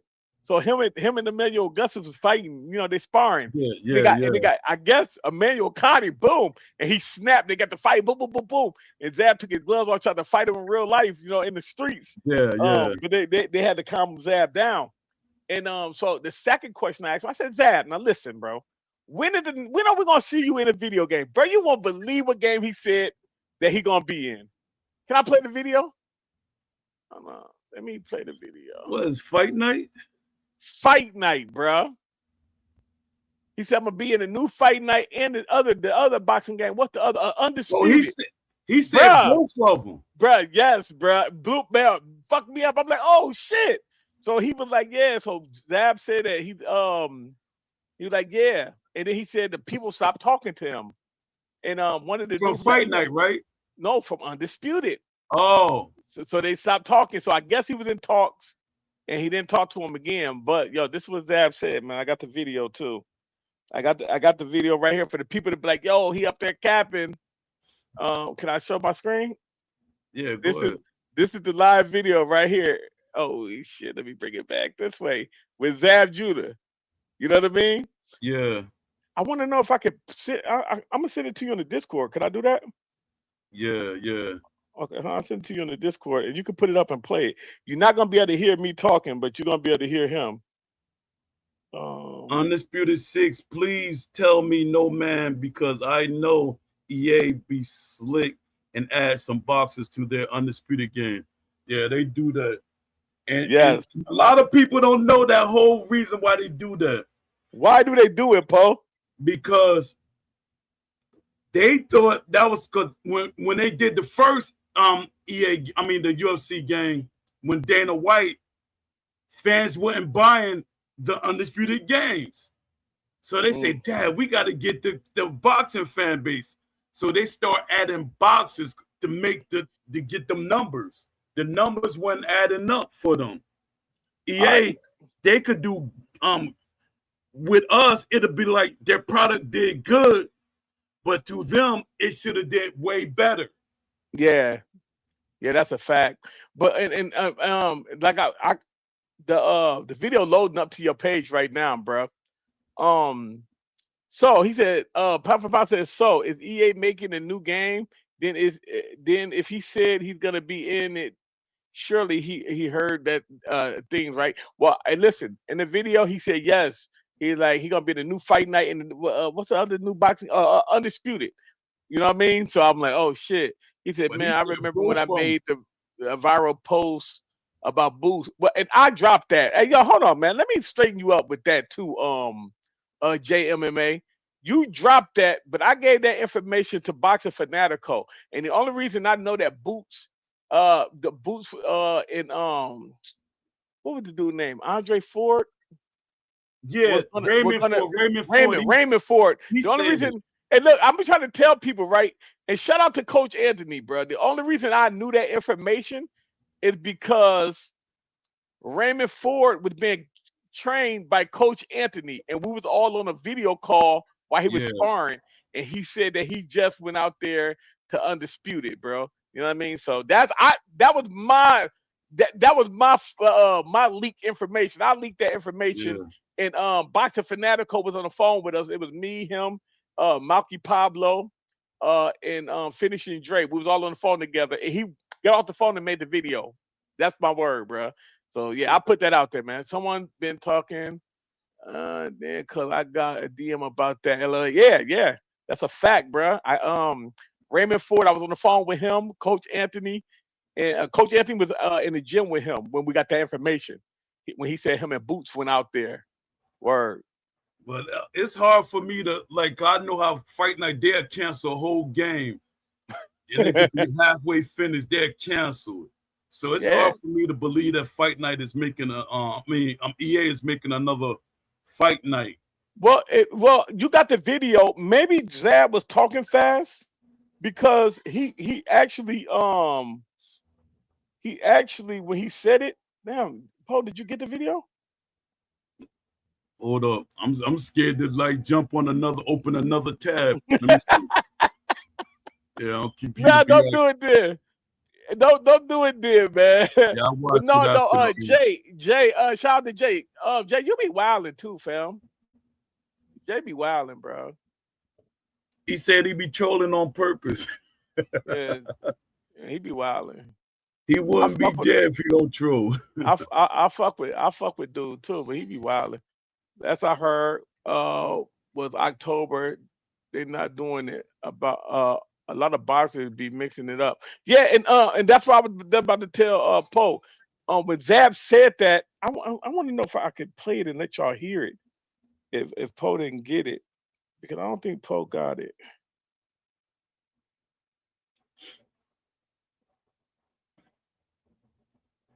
Hey, what's wrong with him? They're not doing it. A lot of boxers be mixing it up. That's what I was saying. They probably thought they would. They probably asked and then they like see what it worked. Because my thing is, I know with Fight Night, they were gearing up when Steel City sold over 1 million copies, and the people that I know from EA, they were like, they gotta keep that number up. It gotta be like a month for them to say they got that fan base. But the fan base dropped immediately after 2 weeks. Steel City couldn't maintain their sales and their fan base. So that scared EA. Is there a way I can share this, Paul? Oh, I can't do it now. Yeah, you could then just say share the screen. Okay, I forgot how I did it that day. Oh, I didn't give you mod access. And then I remember not to bag out after that. Yeah, please. I think that's why I wasn't in a rush to give it to you. And our show was popping that day too. Oh, okay, how do I do it? Oh, I could just do it. I could just do it like this through my computer. Yeah, show the screen on your computer. Okay. Make sure you ain't got no porn up there, man. Man, listen, that'll be the end of Northern Block. Oh, he put some porn up there. Man, go crazy. Class one champion. You know what I'm saying? You could have the other. I think the other belts have never. Yeah, I hear him. I hear the I heard him talking. Okay, let me put it back up then. Okay, I just wanted to make sure that it was up there. All right, it's up now.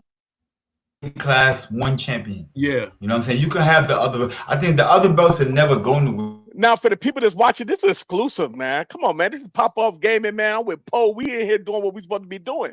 Now, listen, Poe, to catch you guys up to what's going on, Corey Spinks and Zab Judah is doing a TikTok live now. This is what they're doing. They're bringing other boxers in. They sending me videos to edit for them and everything like this, so I can't drop the exclusives for you. You know what I mean? So I'm gonna fast forward this though, man. Where they'll still be there. It's coming up. It's coming up. They working it out. You know what I'm saying? That's the question. So you can't hear what I'm asking them, but I'm asking them about the game. So that's me, the Minnesota Cold Talk one talking. You see? Yeah. I know. Yeah. It's coming up. It's coming up. They working it out. You know what I'm saying? That's the back page of the business. So they working out all of the politics and things like that. But yeah, it's definitely gonna be a Zab Judah in a Fight Night. The Fight Night coming up. Yeah. Or else we got another game coming up too. Did you hear him? Yeah. Undisputed. I'm gonna bring it back one more time. So listen, this is exclusive from Sosa. The Fight Night coming up. Yeah. Or else we got another game coming up too. Undisputed. You hear him? Now listen, I'm gonna take that off the screen, but Paul, that listen, man. We're gonna be popping up these exclusives for these boys right here. Make sure y'all keep on tuning in the Poe, man. Hey, and we got more because it's gonna be what's her name is gonna be on the screen, and we're gonna be on there with him. shout out to all the boxers, man, that been reaching out, man. So that's dope to be able to get them on there. And I want to get Coach Anthony on the I show. could get That I could would get be. I could get Coach Anthony in here right now for you. You want Coach Anthony tonight? When you want him? No, not right now. I want to prep. You for want him. you I want wanna to you prep want for him. you want to do him? You want to get an interview with him? Yeah, but I want to prep for him. I don't I want to got like. you. Then be give me a ready. date. Give me a day. I'll set it up for you, man. He's real busy right now. He got a lot of things going on. He got a new champion he working with. And Okay. plus he been working out doing his thing too. I think he meant to correct himself when he said undisputed.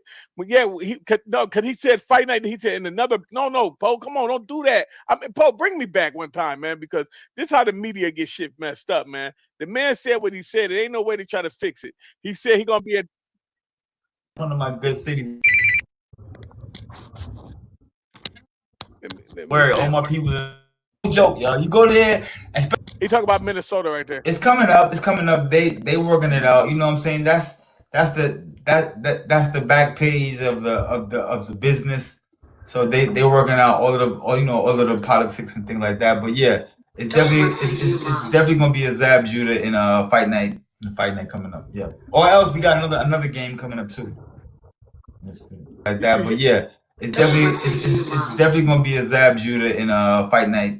Fight night coming up. Yeah. Or else we got another game coming up too.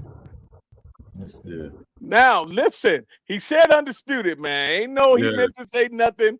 The man said fight night and the other game, undisputed, man. So he said what he said, man. Yeah. Don't My do it, thing- man. My thing with Zab Judah, we when we had him on what's called, that messed it up because Steel City was trying to get him early. Cause I remember I was trying to get Ash to get him. I said, Ash, yo, you could get Zab Judah too. And he didn't trust the Steel City because of what Round for Round was doing. And I guess he's like, hey, I gotta get back in another game. Let me see. That's why you should have clarified. You should have been in like you in fight night or both? Hey, JMMA, man, listen, when you're doing this social media thing, man, you're supposed to be on your toes, baby. Ain't nothing to clarify. The man said what he said, man. The man said what he said. What are you talking about? What's going on here? What are we talking about? The man said it. He definitely said 2 games. He said 2 games. Yeah, So what the hell? It's 2 games, definitely. He talking about you should have clarified. Why should I clarify it? He the one said it. He said both games. He said it's gonna be Zab Judah in the new fight night and the undisputed, bro. He said it, bro. Like, listen, man. He said I think he meant to correct himself. Man should have clarified it. Hey, but you know what's so crazy though, Jay? He is live right now on TikTok, so I should jump on there. Who's Zab Judah? Yeah, they be live. I'm talking about all night, bro. They be smoking weed and excuse my language. I don't know, but they do smoke the reefer and they be on there. They're talking about old boxing fights, bro. You know what I mean? And for anybody that want to go up there and talk, they should definitely go jump up in that joint, man. Cause I was up in there with them boys and they were so dope that they let me sit there and chill with them for a while too. I had to bag out. I felt uncomfortable because I'm a fan of boxing, bro. Like Michael Nunn is like that. Michael Nunn is my family. You know what I mean? So when we started boxing, I only watched Southpaw boxers for a long time, bro. You know what I mean? And Zab Judah, Michael Nunn loves Zab Judah. When he was coming up, we used to be sitting up in the crib, we'd be gambling, and he'd be like, yo, Zab Judah, this kid Zab Judah. And I think he was about to fight Mickey Ward. That's I became a Zab fan.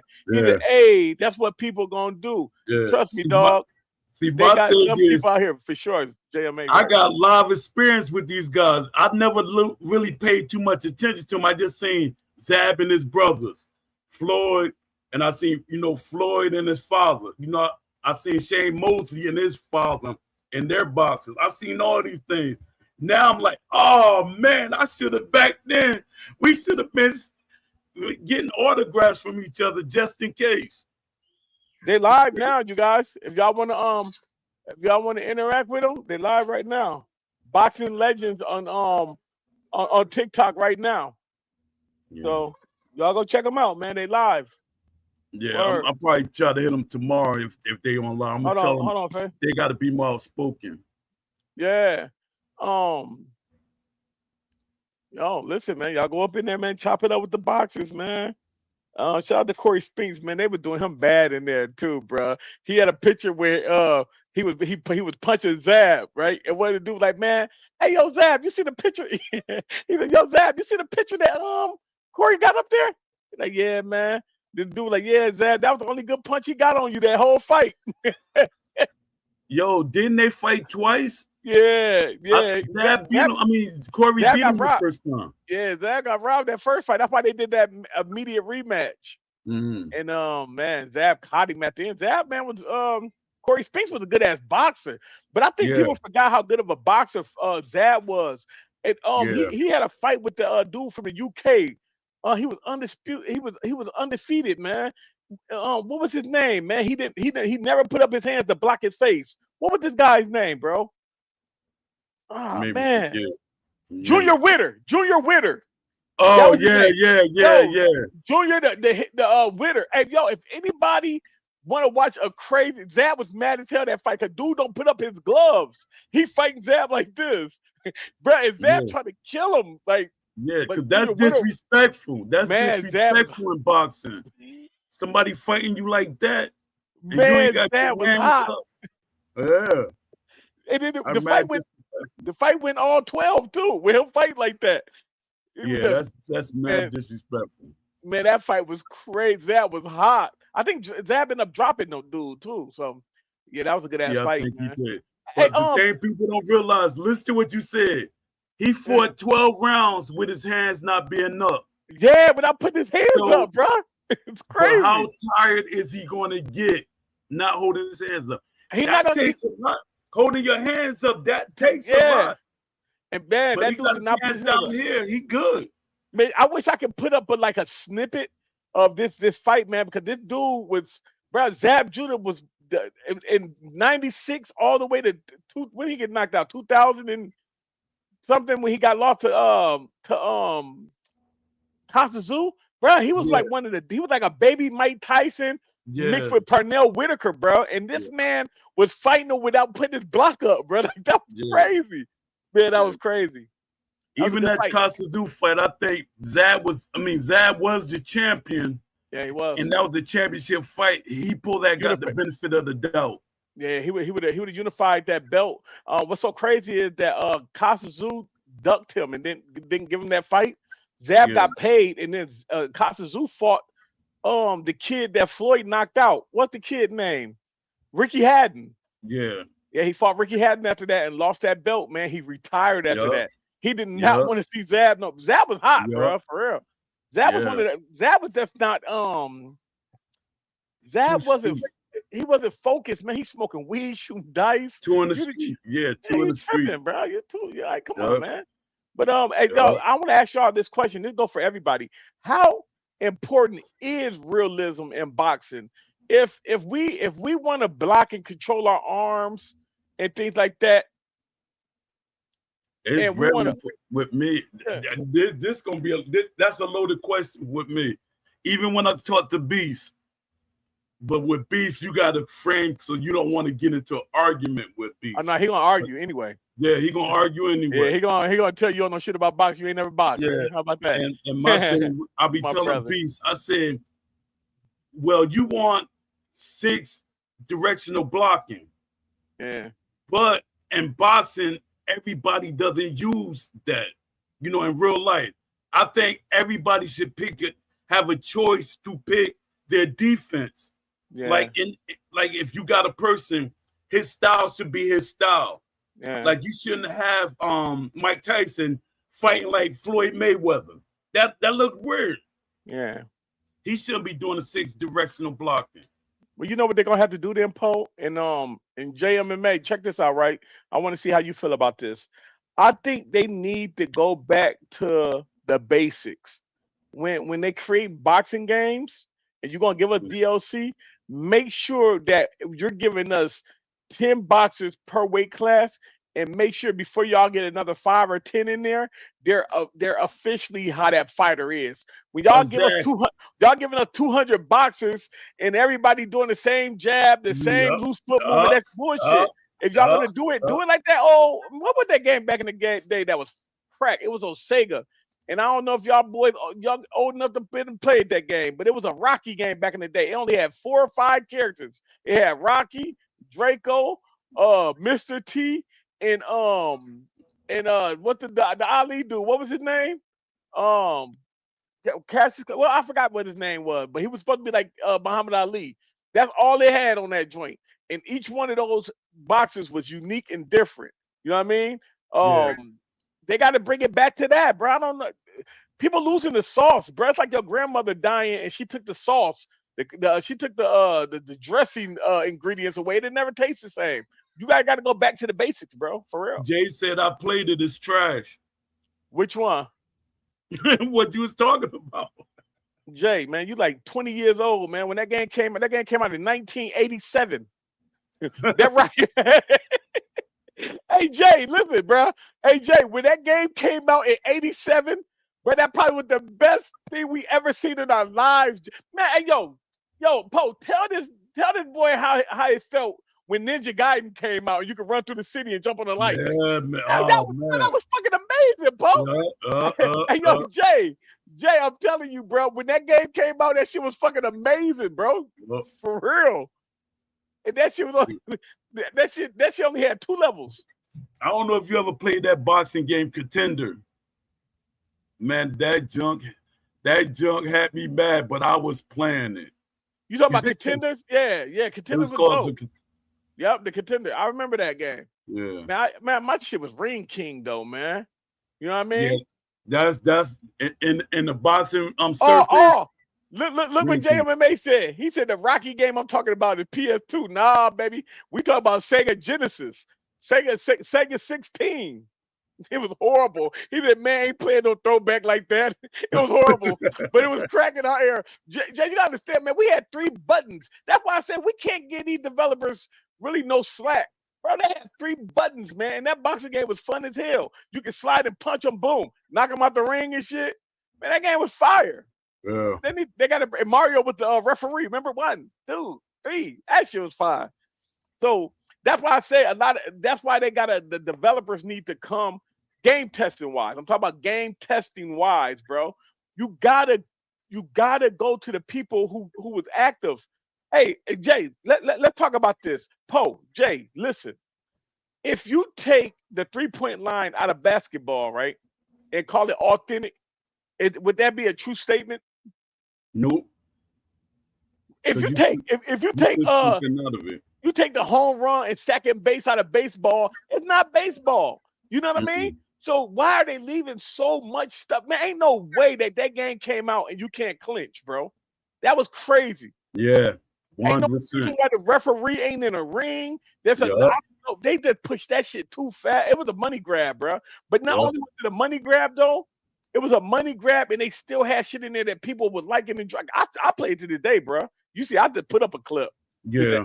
I play it for real. And I know that it got a lot of shit missing, but I still have fun with it because, it's all we got right now. But I think Undisputed really learned from this, bro. And that's why I'm not running away. I hope so, but it's going to take me a month to buy the game this time. You got to look at it like this, though, Poe. If they created the ESBC, right, but then gave us Undisputed, and they hearing what people, bro, they hearing what we saying. You go watch that video on JMMA page. Stop touching that. Dude was mad. Ash was mad. He had that look on his face, like, man, he had that look, like he ain't had that look like, oh well. He had that look like, what's going on? Y'all tell me. He said it. He like, don't tell me. Yeah, he like, don't tell me. And that's why I was mad at JMMA and them, bro. A lot of people say Ash look like he's worn and torn. Which yeah, he that's is. Not. And a developer, he brought this to my attention. As the owner of a company, you should not feel that worn out from your product. That's why you got all these other people under you. This what it was? He got Yeah. all these other people controlling the studio. He shouldn't feel like he worn out. Ash feel like he worn out. Like, do I really want to keep doing this? Yeah, no, he looked like he was just frustrated. Like, man, y'all, and I can't. And he threw the alley-oop. Remember, I was talking about that. Yeah, he threw he the did. alley-oop. I was mad. I was mad at them YouTubers, bro. Yeah, because he said, I want realism, but then he threw it. He said, what do y'all? He said, I'm gonna give y'all one thing y'all don't like about the game. That was the alley-oop. Yeah, that pissed me off, bro. I ain't gonna lie, Jay. I I was mad at them dudes. They should have that motherfucker. He dropped it. I don't know if they was nervous. Like, bro, what the bro? I would have been in that motherfucker, bro. Like, hey, listen, man, no disrespect. You know, They'd have put me out. They'd have put me out. Not because you're respectful. You know what I mean? You wouldn't have been disrespectful with it. No, but I would have told them, like, bro, this shit is crazy. Like, bro, what is y'all doing, man? Yeah, they'd have put me out. He said, look at Jay. He said, bro, I asked the questions I needed to ask. LOL. The stuff people wanted to hear, I done revealed. Yeah, well, that's a fact. You can't argue with him on that shit. But in the same breath, though, bro, listen, like that game, whoever was wearing that suit, you know the suit that I'm talking about, where they do your body work. Oh yeah, the mocap. He was bogus as hell. Roy Jones, that was Roy Jones in that outfit. I don't give a fuck. The way he throw that hook, that's Roy, bro. But but it's the old Roy. You can tell it's the old Roy. Yeah, I'm like, nah, ain't no young Roy. The man that makes it not no young Roy. That's hilarious, bro. Me and Beast be talking about that shit all the time. That definitely was old Roy, but that's how Roy throw his hooks. But listen, this is the thing I want to talk about, right? We got what you talking about? Hold up. I've answered these on my podcast with. Oh, okay. Yeah, he said because I seen Leafy said a new video for a podcast. I'm like, what the heck you talking about? Oh yeah. JMMA said he about to drop a new joint. He said like Ash started Undisputed 2 earlier than expected because he saw how passionate some of these videos were. LOL. I don't need to ask that again. Facts, man. Hey, yo, JMMA, let me tell you something, bro. On the outside looking in, we can say whatever we want, bro. You know what's going on. You know what I mean? I respect that. Should they redo Roy animation completely? No. You know what they should do, bro? And I don't mean no disrespect to no boxer, but they got to take advantage of the technology that they got, bro. Yeah. You guys like got to go. 2K. Yeah, go look at all the stuff that Undisputed got connected with their game, bro. They got that new scoreboard where it's the AI. What you know what I'm talking about? Yeah, it's pro play. It's pro play. Yeah, they got it. Yeah, use that. They don't need nobody to put in fucking suits and go up in there. That's just more marketing for people like us. Like, oh shit, it's but bro, if I'm gonna tell y'all some real shit. If you go play Undisputed right now and pick Riddick Bowe, bro, that's Riddick Bowe, bro. That's how he fight, and they had to use that off the animation, bro. Not his animation, but computer animation graphics. That's Riddick Bowe, bro. How about Larry Holmes? Man, listen. I ain't gonna lie. Man, don't do me like that, Poe. I had to do it. Yeah, man, they did Larry Holmes dirty. Don't do me like that. Because one thing I can say about Larry Holmes, that's Larry Holmes' jab. That's his jab, bro. That but flickering the movement to go with it and stuff. Yeah, man. Larry Holmes got that little snap, like hit the back. Yeah. Back. But you got to understand, bro. That's early 80s. Larry Holmes that they got in the game, bro. They got late 70s, early Larry Holmes when he was moving and flipping that jab. Like that's how you used to fight, bro. I ain't like dude like that though. You know what I mean? I'm an 80s baby, man. I wasn't no Larry. I come from the era when Sugar Ray Leonard was, you know what I mean, coming in and yeah. So, you know, Larry Holmes was the man. He beat Ali, brother. Everybody hated him for that. You know what I mean? Yeah. So and he was a sparring partner, but I can't talk. I fought my sparring partners before in tournaments and stuff. So for real? And beat them. Beat the brakes off. Beat the brakes off. Yeah, I tried to kill the Joker like I didn't know him. And Yo, the guy be mad at me just the same way. Because Ali said, Larry Holmes said, man, he said, I apologize. He said, you ain't apologize. you're trying to kill me. That's not funny, Paul. That's fucked up. Hey, hold on. Hey, look, I got a question. Hey, baby boy, would you grab my water for me, please? Hey, I got a question for everybody. Jay, this for you too, my guy. Listen. Hey, Paul, I need you on my podcast, bro. Like, 100%. yeah, I need you on that joint, right? Because you know, yeah, the big boy. It's in the refrigerator door. Hey, I got a question for everybody, right? When you're creating the game, and this is in JMMA, you're gonna feel me when I say this, right? When you're creating the game and you're creating the game for online, how important is stress testing your servers? And look, me and Beast, I kid you not, you can call him right now. I ain't talked to Beast in a while, bro. He don't even rock with his brother no more, man. I used to talk to him every day. But, bro, we used to argue because he used to tell me, man, they don't need to worry about online. They got to worry about the game. I said, no, bro. How in the hell they going to have all this beautiful shit and they go online? Thank you. And you go online and the game don't work, bro. You know what I mean? And guess what happened? They did not stress test their servers, but they stress test their game to see what you can break